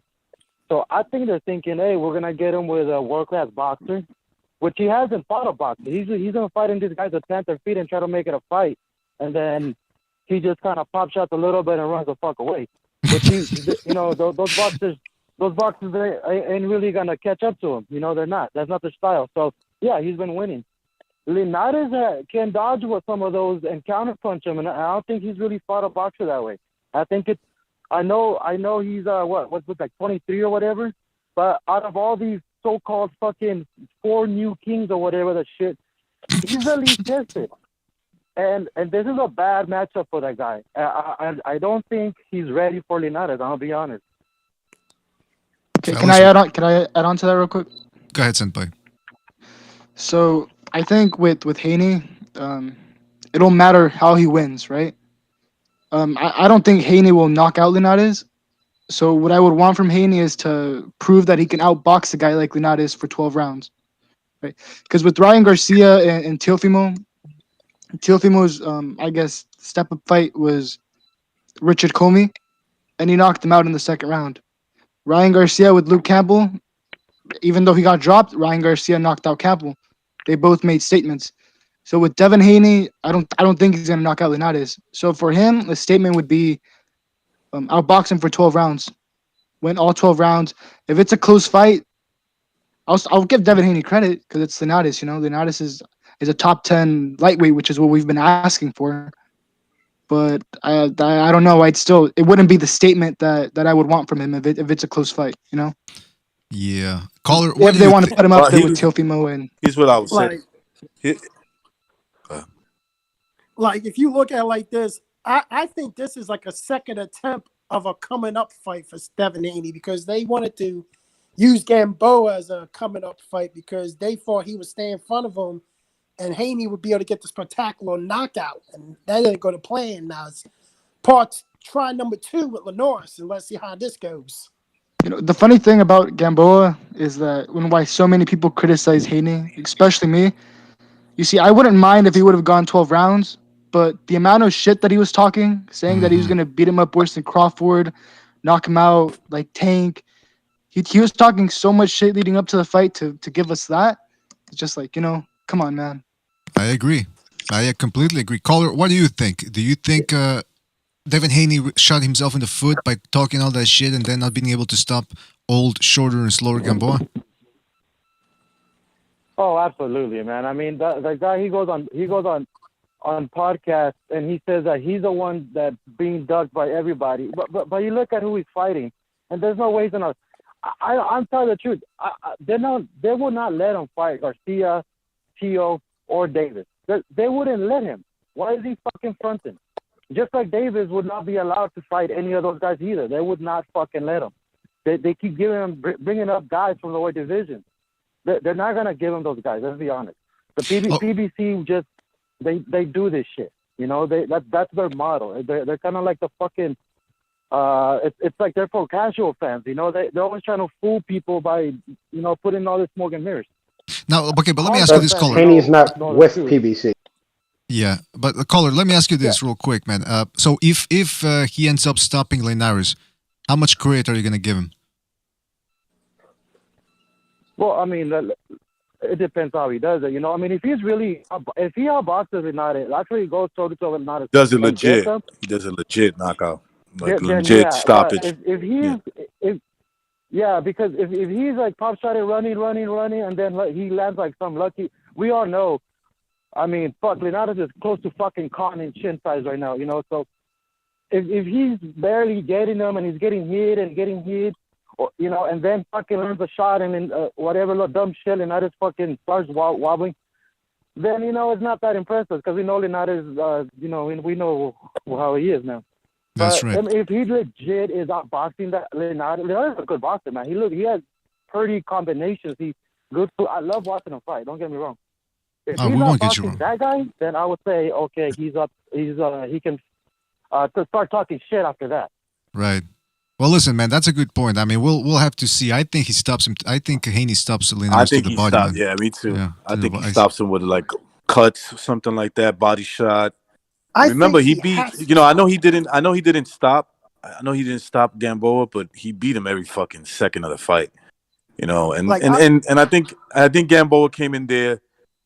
I'm not saying he came in there knowing he was going to win, but I think he came in there to give him a fight, see if he can pull it out. He just got outclassed that night. Like, listen, if you look at it like this, he has to stop Linares because if you look at it like this, a guy that he's been trying to call out, Lomachenko, is a smaller guy and not a legitimate 135-pounder, and he stopped Linares with a body shot. That's right. Yeah. Yeah, so I'd he has to love stop to see Lomachenko beat the shit out of him. Okay. All right. Listen, caller, we gotta go. Thank you for calling in. Call back next time, right, man? Good call. Good points. Thank you. Good stuff. All right, take it. By the way, the flip side to that, I'm sorry, go ahead. Real quick, Jay, because we got another phone call here. 346. Hold on a second. 346. You're on the air. 346. What's on your mind? Hey, what up, man? This is Logic Man. My connection was messing up, but I want to say this to the guy that was talking about if Haney doesn't, destroy Linares in 12 rounds, it's not a statement. But who has really beat Linares for 12 rounds straight up? I know he got knocked out before he lost before, but that's when he moved up in weight. But I'm asking, if he at least beat him 1 or 2 rounds ahead of him, that's still a statement for me, man. And not have like a hard, crazy fight like it was like razor thin, that's still impressive. What do you fellas think about that? He said that. Not at this stage, no. He needs to dominate. Not dominate, but I'm talking about an 8-4, a 9-3, something like that. 3 rounds. He needs to win the fight. What he needs to do is win that fight. I mean, if something happens, there's a blip in the radar. He gets tagged up a couple of times and maybe gets hurt. That's okay as long as he finishes the fight. He can make an adjustment and beat him. Linares is a good fighter. Remember, Linares is experienced, and so if Devin Haney doesn't have to look fucking flawless, like that's just something that us boxing fans make up. As long as he wins the fight and he does it. Yes and no. Dominant. Yes and no. Yeah, as long as there can be no argument for Linares winning the fight, that's all good. At the end of the day, this is about trying to make him just as marketable, if not more marketable, than the other lightweights. So just winning isn't going to be enough, even though this is Linares. Yeah, that's it. Yeah. He's got to try to separate himself from the rest. He's the uncrowned champion. He's been talking all this game. He's the guy that everyone's been avoided. He's the one that's this. He's the WBC champion. He's got D's on his bandwagon that everyone's dodging him. Okay, that's great. Now prove something to us to show us that you deserve all this hype that you've been trying to generate since you were 17 years old. I think just that's the win isn't going to cut it. I think that's an excellent point, Jay. Excellent point. I don't really pay attention to what he has to say. I don't really pay attention. I just look at what he could do in the ring and be realistic. And he needs these little test fights. Everything he says is like BS. I don't just like Teofimo, Ryan Garcia, all these guys.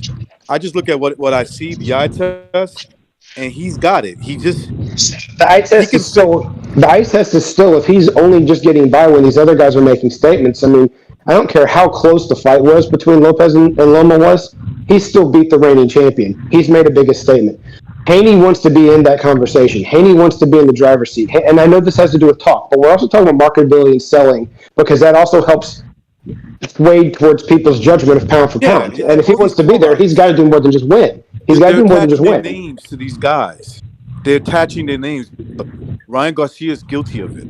Also, he said, "I want to fight Manny Pacquiao," and next thing you know, that was just that was just like a ploy, and he kind of got some buzz just by saying, "I'm going to fight Manny Pacquiao." So it's just these guys they're just talking shit, right? I don't really pay attention to that. What I want to see is, can he beat Linares the way he beat Gamboa? Shut a guy out like that, and maybe even stop him, right? Even stop him. If he does that, then you can start saying, "Man, I can see this guy in the ring with the top guys." If he does But even if it's a tough fight, if it's a close fight, what are you gonna say then? Hold on. Okay, It's like I see it like this. Hold on, real quick. Let me just say.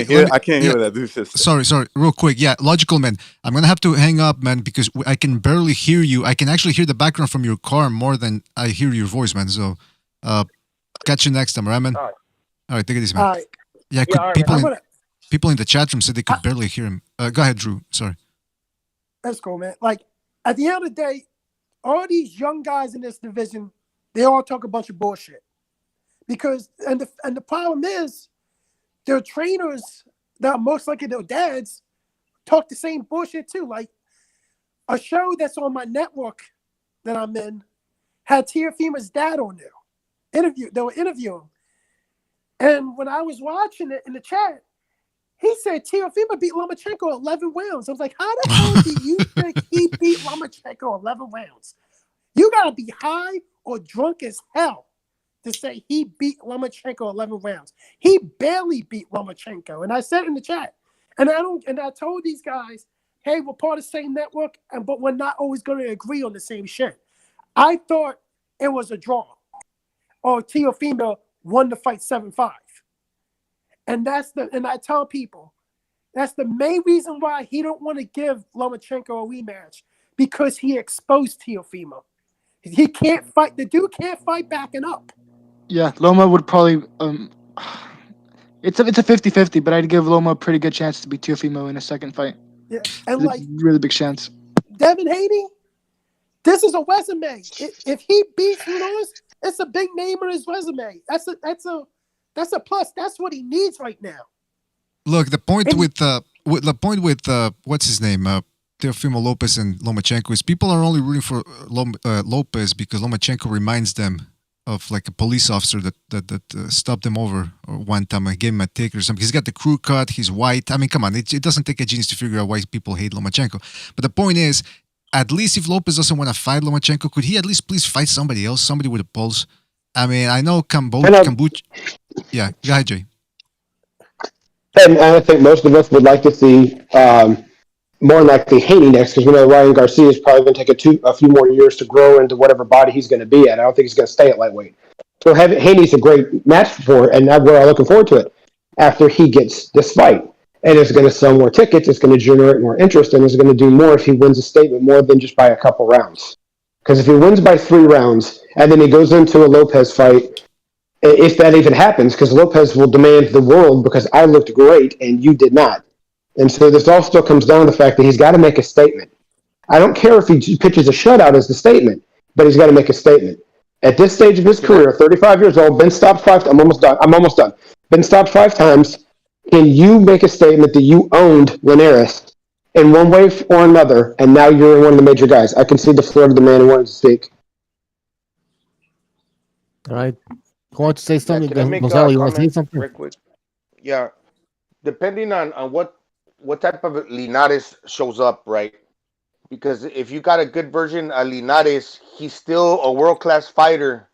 And before trying to make a statement, I agree that he should, but before that, you're probably going to want to stick to a game plan to beat Linares. And you're not going to want to abandon your game plan because you're thinking to yourself, I want to look impressive, and then you get reckless and you get caught because you might be looking impressive and be making a statement for 8 or 9 rounds, but all of a sudden you get caught with that one punch that like Linares threw, that straight right hand against Lomachenko, and all of a sudden, Haney, the cards come crumbling down, and it's you try to look spectacular, but at the end of the day, you got fucking knocked out.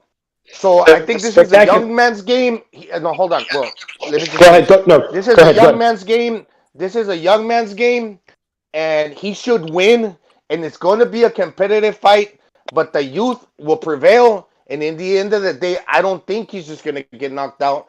He's just going to be strong enough to be able to take over, dominate, and make that statement. But all I'm saying is that you just need to be a little careful when you go in there and not try to overly impress, because against a world-class caliber fighter, you can get caught.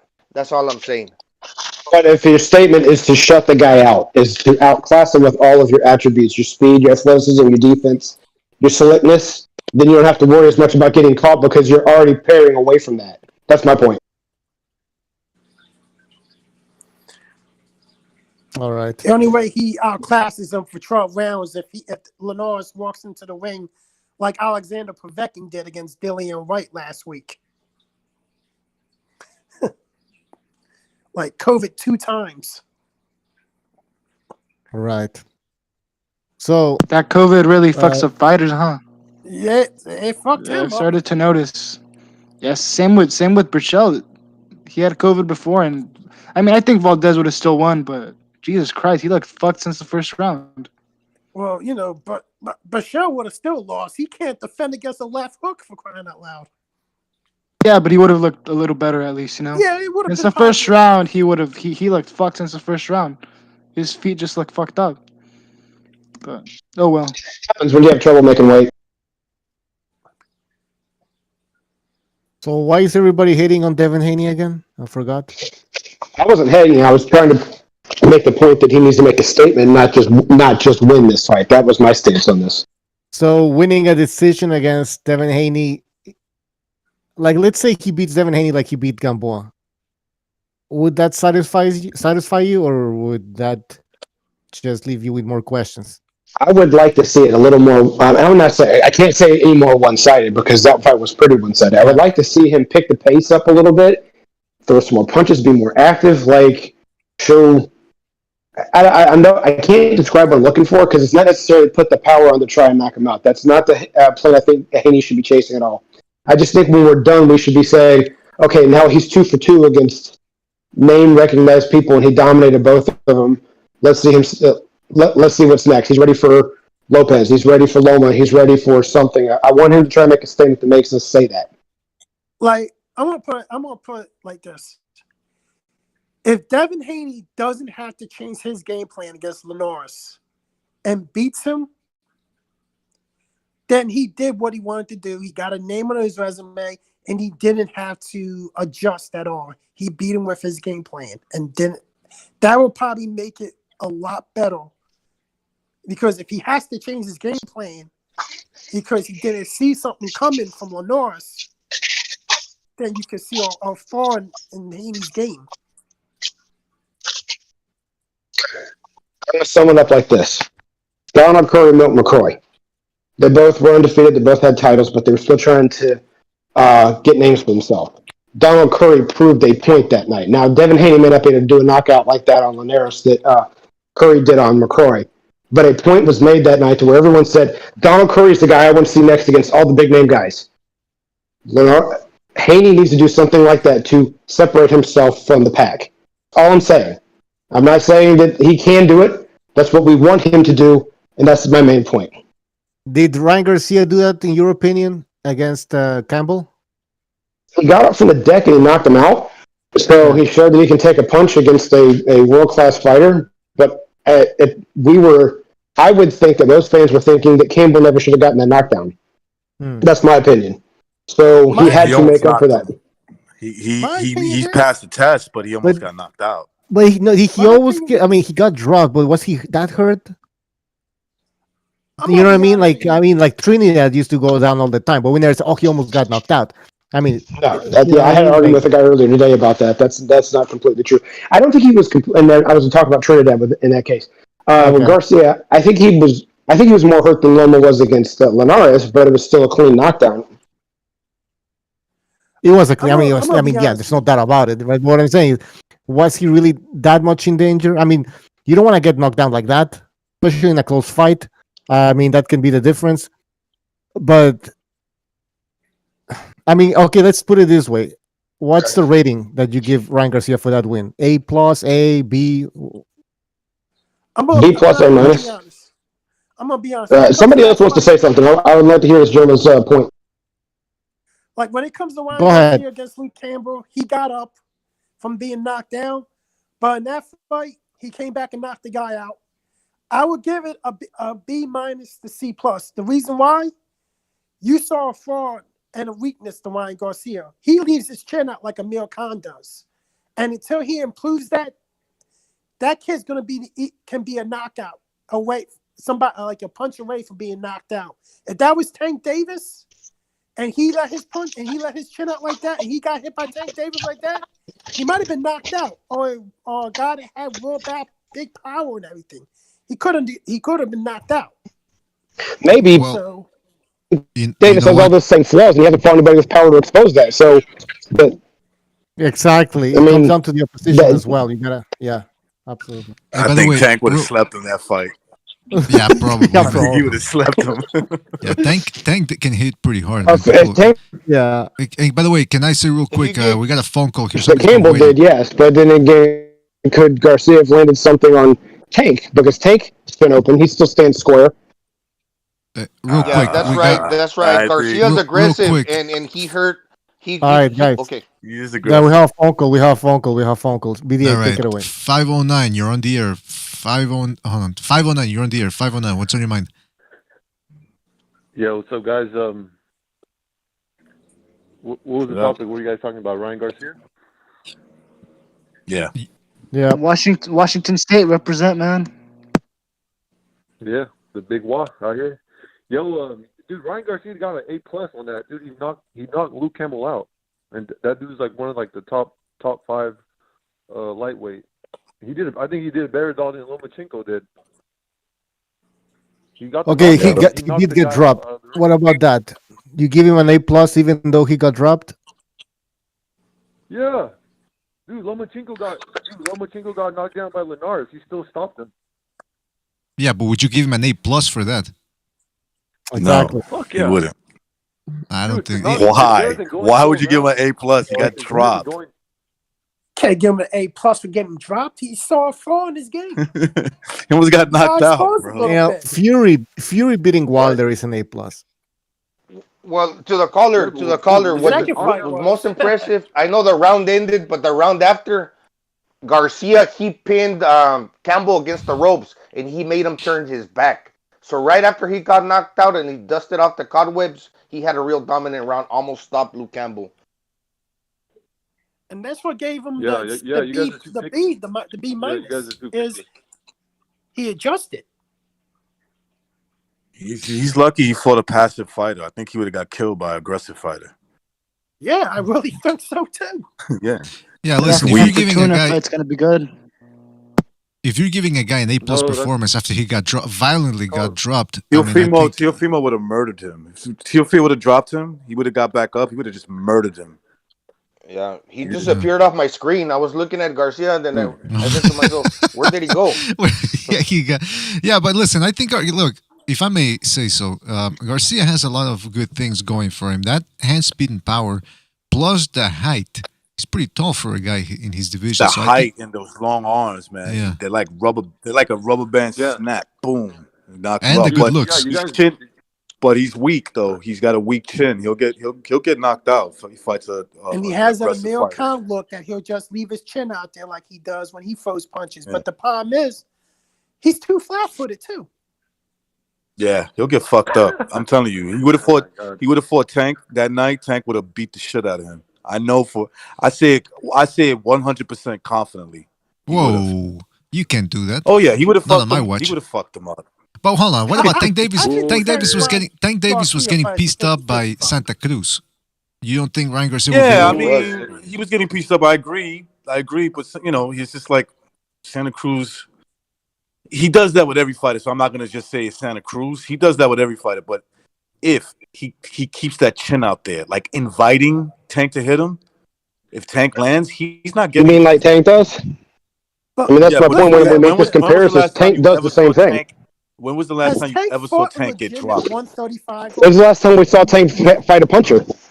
I was I'll take your point and raise you. When have we seen Linares? Not Linares. Santa Cruz is not a puncher. He's a volume puncher, but he doesn't hurt people. He doesn't stun them. He doesn't knock them down. He doesn't knock them out. Neither does Pedraza. And at that stage, neither does Gamboa. Yeah, so but who Luke have we Campbell's seen a that's going to great test that puncher. chin? Is Luke Campbell such a I great agree puncher? with you, but the thing is, No, hold Luke on. Campbell a Imagine. great puncher. Sorry, but Jay mentioned like the Leo Santa Cruz fight. Now, yes, Leo Santa Cruz didn't have power, but imagine if he did have power, because he was fucking. he had him stumbling. I saw in the moment in the fight that Santa Cruz had. Fucking Gervonta Davis a little too busy with punches. But you know what? He was trying to get into position to punch. So he was allowing Santa Cruz to get busy and get comfortable. And then when he landed 3 uppercuts and rapid and right behind one another, fucking Tank punched him between his punches. All right, we need to get to the caller. We need to get to the caller. Caller, go ahead. Okay. One last comment, please. Yo, to one of these, to Tank and to Haney step up in competition and fight someone in the top 10, dude, you can say, oh, he will knock out Ryan Garcia. Dude, Ryan already proved it, and he stopped Campbell. I think Loma has power, and dude, he couldn't stop Campbell. Ryan fucking knocked his ass out. Dude. Well, he hit him with a body shot. But you're playing the triangle theory. It's like you're not even putting context behind it. Fighters are different fight to fight. Like he's already been beaten. Yeah. And not for nothing, but Lomachenko, can I say something, Pucho? Not for nothing, but Lomachenko did drop Campbell to the body. The same thing that Ryan Garcia did. It's just that time Campbell couldn't get up, but it's not like he iced him on the chin. That would have been impressive. Okay, the body. But the caller. Well, he caught him with the left hook and he made him turn his back. He almost got him out of there. Ryan Garcia did to Campbell. But the since caller Campbell, here's the problem. Here's the problem. Just quickly, the caller is giving an A+ to Ryan Garcia for that performance against Campbell. We're not saying that we're not saying it was a bad performance. We're not saying that he doesn't have any power. What we're saying is that he did get dropped. So we cannot give him an A+. And that's it. We're not shitting on Ryan Garcia. I don't think we are. We're just saying that he got dropped and he has something to work, some things that he needs to work on. Yeah. I'm gonna say I something didn't want about to talk about Ryan this Garcia. to the caller. Can someone explain to me the person said how did you got Loma expose Theo? Like how the fuck did could I say Theo exposed Loma in those first 7 rounds? So you don't call him not being able to back up, fight backing up exposed? That was a fall. No one could back Teofimo up and force him to fight backing up like Lomachenko did, and he had a problem doing it. Like, that's the thing, because Teofimo was knocking out all these other guys. But when he fought Lomachenko forced him in the second half of the fight to fight backing up, and he had a lot of problems doing it. That's how I call it exposing Lomachenko. It's hard to KO when you're like, when they're this elite, dude, it's hard to get a KO. That's why I gave it Ryan Garcia A+. Caller, you're cutting off. Sorry, caller, you're cutting off, man. Try to stick to as close to your phone as possible, please, because I can't hear you anymore. Now, well, hold on. Let the caller go ahead, caller. I want to see if I can hear him. Can you hear me now? Yeah. Okay, yeah, no, I just wanted to say that, dude. That's why I give Ryan A+ because he knocked out an elite fighter. That's why I give him A+. Because, dude, Loma and Teofimo, they're not going to knock each other out because they're elite. Like once you get the elite level, it's hard to get a KO. But I was saying though, I thought it was ridiculous to say that Loma exposed Teo. Dude, we're not, and you guys are Loma fans, me too. But dude, what's going on with Loma? Is he gonna fight somebody or what? Yeah, supposedly he's gonna fight Nakatomi Plus for the mandatory for Teo to become Teo's mandatory. All right, but I gotta go because I can barely hear you. I think my phone's staying out. All right, take it easy, man. Thank you for your call. All right. Call back next time. But, A+. But what I was gonna say about the point to Ryan Garcia, why I can't give him an A+ is 1, he got knocked down. 2, he had to adjust to getting knocked down.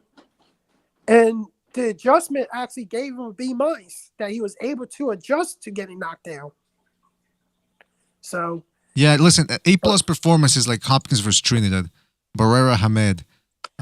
When you know, actually, even Barrera Hamed, he lost a couple of rounds, Barrera. But yeah, it's when you dominate the guy. Like if we don't give, like that's the thing. They paint us as fucking haters because we don't want to give the guy an A+ because we say that Ryan Garcia still has to work on some things. All of a sudden, we're shitting on the guy, and then we start talking about Lomachenko for some reason. Yeah, that was bizarre. We don't criticize Lomachenko on this channel. Like nobody criticizes Lomachenko on this channel, apparently.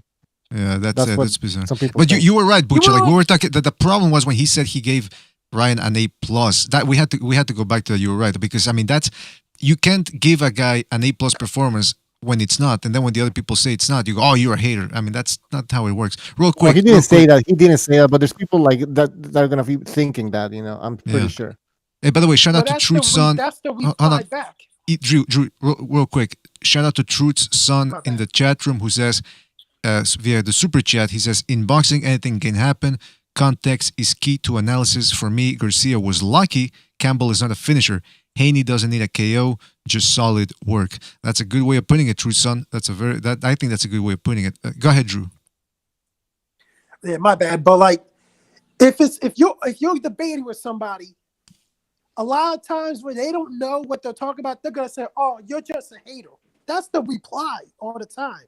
When they can't give you a reasonable debate or reasonable rebuttal, they're gonna say, "Oh, you're a hater." Yeah, we've been through that, man, and I think you have too as well. Either on comment sections or on your own show, it's people will go, "You're a hater, you're a hater." It's like, all right, is that where the conversation ends? You're a hater. By the way, shout out to Chris K donating with the super chat. He says King Ryan is doing the wrong exercises, and then he gives us an emoji of a mouth and a cock going into it. Yeah, I think that I don't know if those are the exercises. I don't know if exactly those are the exercises he's doing, but you never know, man. He does hang out with De La Hoya, so. Hey, by the way, what do you guys think about De La Hoya? Since he wants to come back and he might end up fighting Rafael Ruelas. He's inspired by his son. He's inspired by his son. Yeah. By his son, you mean? Ryan Garcia. I mean, listen, that's his son. I mean, they look the same. They kind of like have power, both of them. They got sugar in their tank. That's his son, bro. Sugar in their tank. Hey, imagine De La Hoya goes. He messed up with Canelo. Well, I mean, yeah, Canelo was on his way out, man. He wanted to do his own thing. Imagine if De La Hoya says, 47 years old, "Hey, I want to come back against Triple G." Oh no, actually, Canelo. He wants to come back against Canelo. Try to show him a couple of things, man. He would get murdered in there, man. He would get the shit beat out of him. Hey, shout out to that's why I would like to see it. Shout out to the Truth's son who donated with the super chat. He says, "I gave an A+ to Agjaba for beating a guy who left the ring." Yeah, that's an A+ performance right there. Didn't take any damage, man. Shout out to Truth's son there. What else was I going to say? Oh, okay. So let's take a couple of picks for the Herring Carl Frampton fight tomorrow, taking place in Dubai via ESPN. Jay, who are you picking? Frampton or Herring? You were killing me just as I was about to bow out for a little bit, but I'll finish off with this one. I'm going with Frampton on experience and toughness. I'm going to go on a limb on this one. I think he's been in with a lot tougher fighters. He's got a lot of experience. He's tough as nails. Not the hardest puncher, not the weakest puncher, and he knows how to apply pressure when he needs to. So I'm going to bow out for the night with that one, and that's my call. So thank you for having me on, BDA. I appreciate it. Thank you, Jay. Thank you. All right, so he's going with Frampton. Gonzalo, how about yourself, man? Good night, man. Take it easy. Later, Jay. Have a good evening. I was going to say, well, I think I'm going to pick Herring with size alone, the fact that he's big. He's kind of a weight bully. Well, he is a weight bully. I'm just going to go ahead and pick him. I think he's going to make it fight on the outside. Frampton's going to have his moments. He's going to land body shots. Hey, and he might get to him, but I'm just going to say logic will make me say that Herring will win. All right, Herring, he's going with a taller, longer, slightly faster. Oh, I'd say faster guy. Drew, what do you think? 5 years ago, I would have picked Carl Frampton to win, but now I'll go with Jamal Herring because his style, I think, is going to be too much for this Frampton right now, and I think Frampton is looking towards retirement already. Interesting, man. Interesting. Okay, so that's 2 for Herring. Bucho, what do you think? I think Herring by decision. Yeah, Frampton, I think that's. He must be past his prime. Yeah, and But shorter. It's gonna be a good fight. Frampton has a lot of power, man. Yeah, absolutely. Well, I don't know if the power is still there at this juncture. Yeah, we'll see. Yeah, 135. 130. Well, wait, where's the fight taking place again? Dubai. It's in the Middle East. Yeah. Well, you think that could play a part in something there, Bucho? What are you trying to allude to? I don't know what they're thinking. I don't know. Good fight though. Hey, shout out to G Boogie for his contribution with the super chat. He didn't leave a message, but shout out to G Boogie, man. Really appreciate it. Thanks, man. Hey, by the way, I want to say something that it could affect if Herring gets sand in his clit like he did when he fought Lamont Roach. Yeah, it could affect his performance. Well, people were criticizing him for not looking all that great against Oquendo. But even Frampton said COVID might have played a part in that. So, I mean, you never know. People are saying, like Blue Collar Sports TV says, Frampton isn't a natural super featherweight. And then Campos Vasquez says Frampton started at 122. Remember that? So, yeah, that's why I mentioned the power. I was like, yeah, wait, this is 130? I don't know. He's really not a 130 pounder. He's like, how tall is the guy anyways? 5 foot 5, yeah. 5'4"? I mean, I don't know, but we'll see, man. We'll see what happens. I just wanted to say something because we're talking about all these old fighters that are like old fighters, people, boxers that are retired that want to come back. And De La Hoya now he wants to come back as well. And then all of a sudden I see on Instagram Fernando Vargas saying, "I'm here, I'm ready." I'm like, ugh. I don't like this. I don't like what's happening. Well, why not, though? I don't want to see De La Hoya against Vargas when they're in their 40s, mid-40s. You know what I mean? Like, why? What's the point? And then you have a shitty on card. I don't know. I don't know if it's good for boxing. This is a fighter's... You don't have anything. Bucho, this is a fighter's dream, man. This is a fighter's dream because when they're older, they can't compete with the youngins anymore. But if they fight each other, it gives them a jolt. You know what I mean? So this is what they've always wanted, to get back in the game. Technically, they're fighting big names. So why not, man?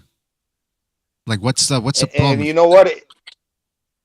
If you're a fighter and you're prime, and this is your era, and you're seeing like these old timers come back and they're stealing the shine, not because they're a threat to you, because they're garnering more attention, you must say to yourself, man, this is a consequence of me not fighting the best. This is why these guys, I think they're coming back, in my opinion.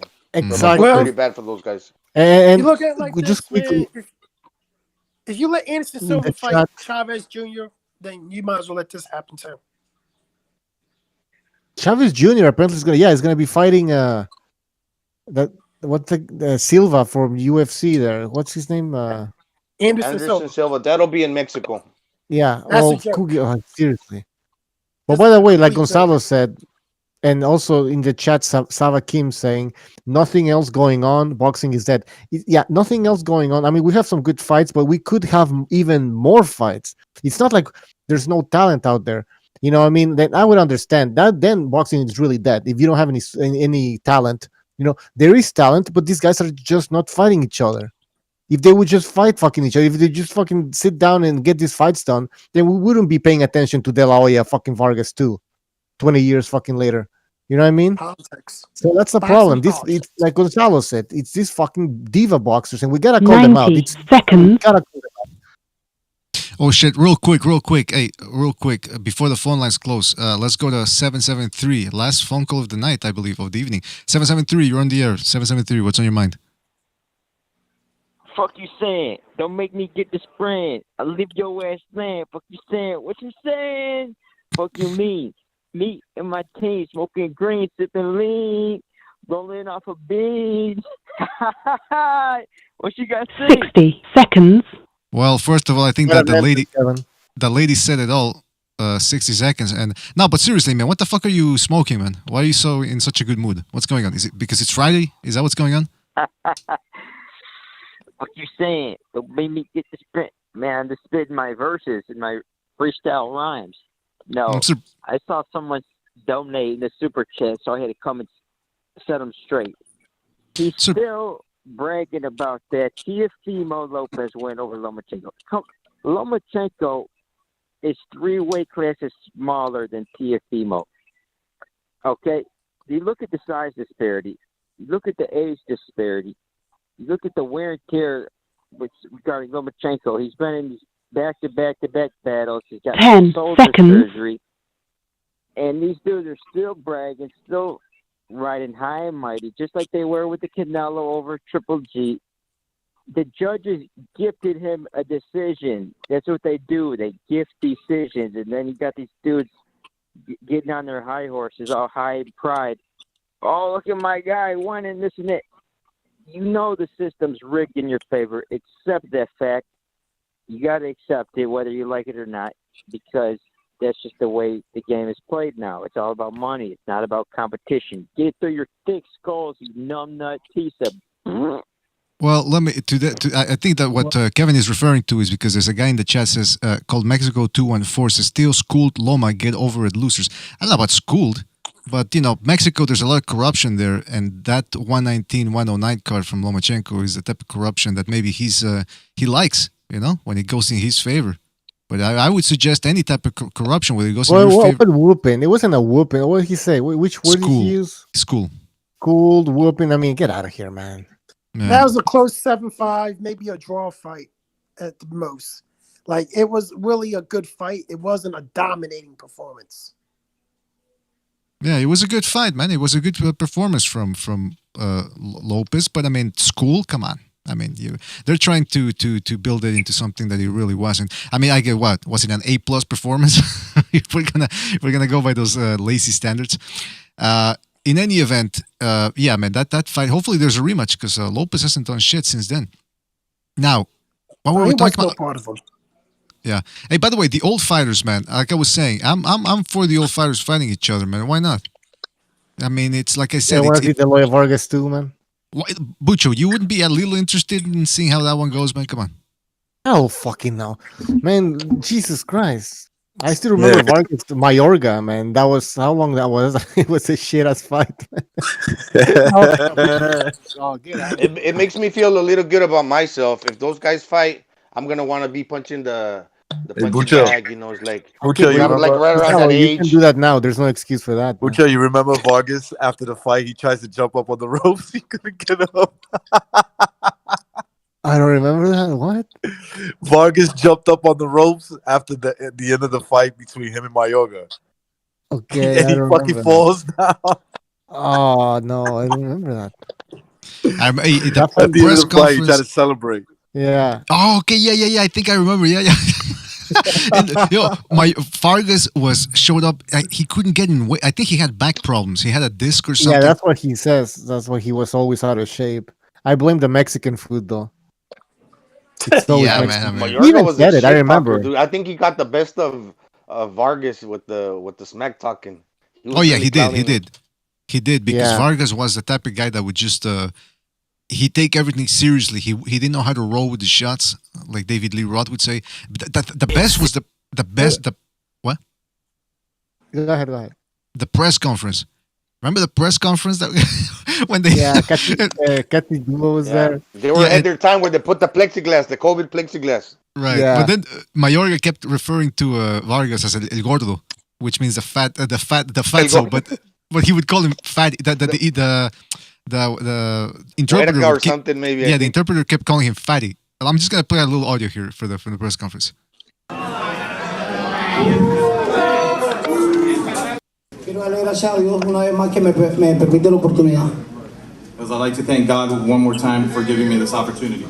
Al señor Doki, de que siempre ha sido un promotor que me ha puesto a ganar mi pelea y mi dinero para que mi familia esté bien. And of course to Don King for also giving me another opportunity. He starts out. He starts out respectfully, right? Then he Le goes. doy mucho respeto a la señora He says he has. manager de promotora de. He says he has respect for Vargas's My promoter. respect promoter for Mr. But then Vargas. check this out. Bueno, yo quiero que todo el mundo sepa de que en este momento me he enfocado en mi pelea. Mucha gente. Dedicated on very few months. Tengo la misma hambre de antes, volando golpes. Okay. He says he's got the same hunger, blah blah blah, and then check this out. Tengo la misma hambre de antes y yo quiero que tú mires las dos peleas que derroté a 6 cabezas y las dos de Bernafore. Así como me ves volando golpes y con esa hambre voy a entrar para ti. I have the same hunger, the same strength, the same ambition that I had when I first was crowned world champion. I suggest, and I strongly suggest, that you take a look at those fights, because that's the Mayorga you're going to get on September 8th. Yo voy a acabar contigo ya, porque ya tú estás acabado. Lo que voy a hacer es que te firme tu cheque y lo recoges ahí para pensión. Because I'm going to give you this one last opportunity for you to be able to collect a check, and thereafter a pension check, because I'm going to retire you from boxing. Okay, I'm gonna fast forward because there's a lot of smack talk there from Mayorga, but then I'm going to do your wife a favor. This is when he went a little too far, and pandemonium started. Hold on, real quick. And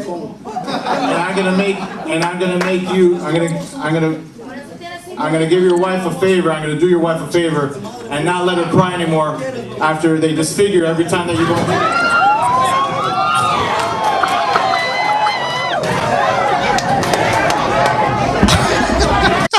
And then remember, which I don't know if you guys remember, but when Vargas took his shirt off after like they separated them and everything, he takes his shirt off and you can tell he's got very little to no muscle definition, and he takes it off and he starts smacking his chest, starts flexing. Oh, by the way, I hear myself. Pete, I can hear myself in your. Yeah, what the fuck? Anyway, I don't know why I decided to show that. So anyways, nobody's interested in those fights. Oh, come on, agree. man. Who's Mike Tyson fighting? Holyfield? Yeah. Is it a trilogy finally? Trilogy. I mean, finally, nobody wanted a third fight anyway. After the second, after the second fight, I wasn't even thinking these guys would fight a third time. Wait a minute. So you guys wouldn't be interested in any of these old fights, like De La Hoya Trinidad Bucho? Come on, you wouldn't want to see that rematch 20 years later, man. 21. Oh, hell, fucking no. Nah. You know what? I'd rather see What type this than YouTubers fight. You want to see YouTubers fight? YouTubers fight. Oh yeah, for sure. Yeah. I'd rather see you. I'm for YouTubers YouTubers fighting, but I just hope like one of them gets hurt bad. That's what I'm hoping. Yeah, but Oh, you know what? They're clowns, so they should be in the circus. But these fighters, ex-fighters, they have some pride, man. They used to be world champions, and then all of a sudden now they're reduced to doing this type of shit. It's not their natural setting. You know what I mean? It's the circus is for clowns, and these YouTubers should be in the circus, not these ex-fighters. I don't know about that. I mean, some of these YouTubers. I mean, think about it. If these YouTubers weren't YouTubers, if they didn't have a name, right? Would we really want to see them either way? No. There's a story, there's a narrative usually behind that whole thing, right? Like that Logan Paul and the other guy, I forgot his name. Apparently they had some beef, right? So I can understand how, like, there's a reason why they managed to sell the fight, right? They were talking shit for a long time. And so, yeah, that's why there was a narrative. Mm-hmm. Well, listen, So I mean, you can't just take random people and put them in the ring. Like, nobody's going to give a fuck. I like the one I was talking. We recognize about it. Remember when Shannon Briggs was outside on one of those events, and one guy kept going. He got into it with one of those YouTubers as managers, and he goes, "You don't know me like that, man. You don't know me like that, dog." And the guy goes, "You don't know me either like that." For some reason, that really set Shannon Briggs up. He just he just shoved him out of the way, man. Oh fuck yeah! Listen. Hey, did you see Mike Tyson? Oops. Why the fuck not? Right. All right, I see. One man enter, one man leave. Why are you always cursing now? Go ahead. I just said 2 men enter, 1 man leave. I have a serious question. Why are you always cursing now? What's the matter with you? Yeah, that's true though. That's completely unnecessary, man. Listen, anybody that's still out there, sorry about that connection dropped off. It's been happening a lot lately, but hey, what do you want from me?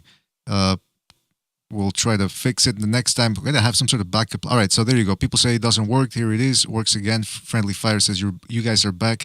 Yeah, we're back. But listen, anyway, thanks everybody for joining us. Really appreciate it. We gotta go now.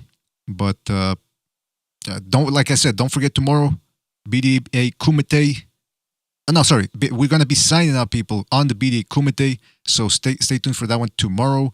Don't forget also the Frampton Herring Aftermath, and that's when we're going to be doing the kumites. Listen, too many people want to have something to say, man. Two people would say that, I don't have, I'm not afraid of anybody, and I want to debate this, want to debate that. Kumite, that's what the kumites are for. So sign up tomorrow if you got a specific thing you want to debate with somebody in specific. If not, we'll match you up with somebody else, and that's about it. Thanks again, fellas, for joining us. For some reason the list again doesn't work of the people that donate over the super chat, but everybody donate over the super chat. Thanks a lot, guys. Really appreciate it. And shout out to everybody in the chat room talking about Shadow Boxing, Shepherd of Sons, Sabat Kim, Amok PvP, Junior Lopez, Jay Easy, Friendly Fire, Official Scorecard Boxing, Vince Vegas, Padja, Jay Easy, PSK, GB Guthrie, Deadman Walken. So for some reason there's loading there. Alan R. and many more people. I'm sure, guys, thank you for joining us. Really appreciate it. We have to go. Take it easy. Don't forget, tomorrow, BDA Kumite signups, and post-fight show for Jamel Herring versus Frampton. Take it easy, fellas. Thank you for watching. Catch you on the next one.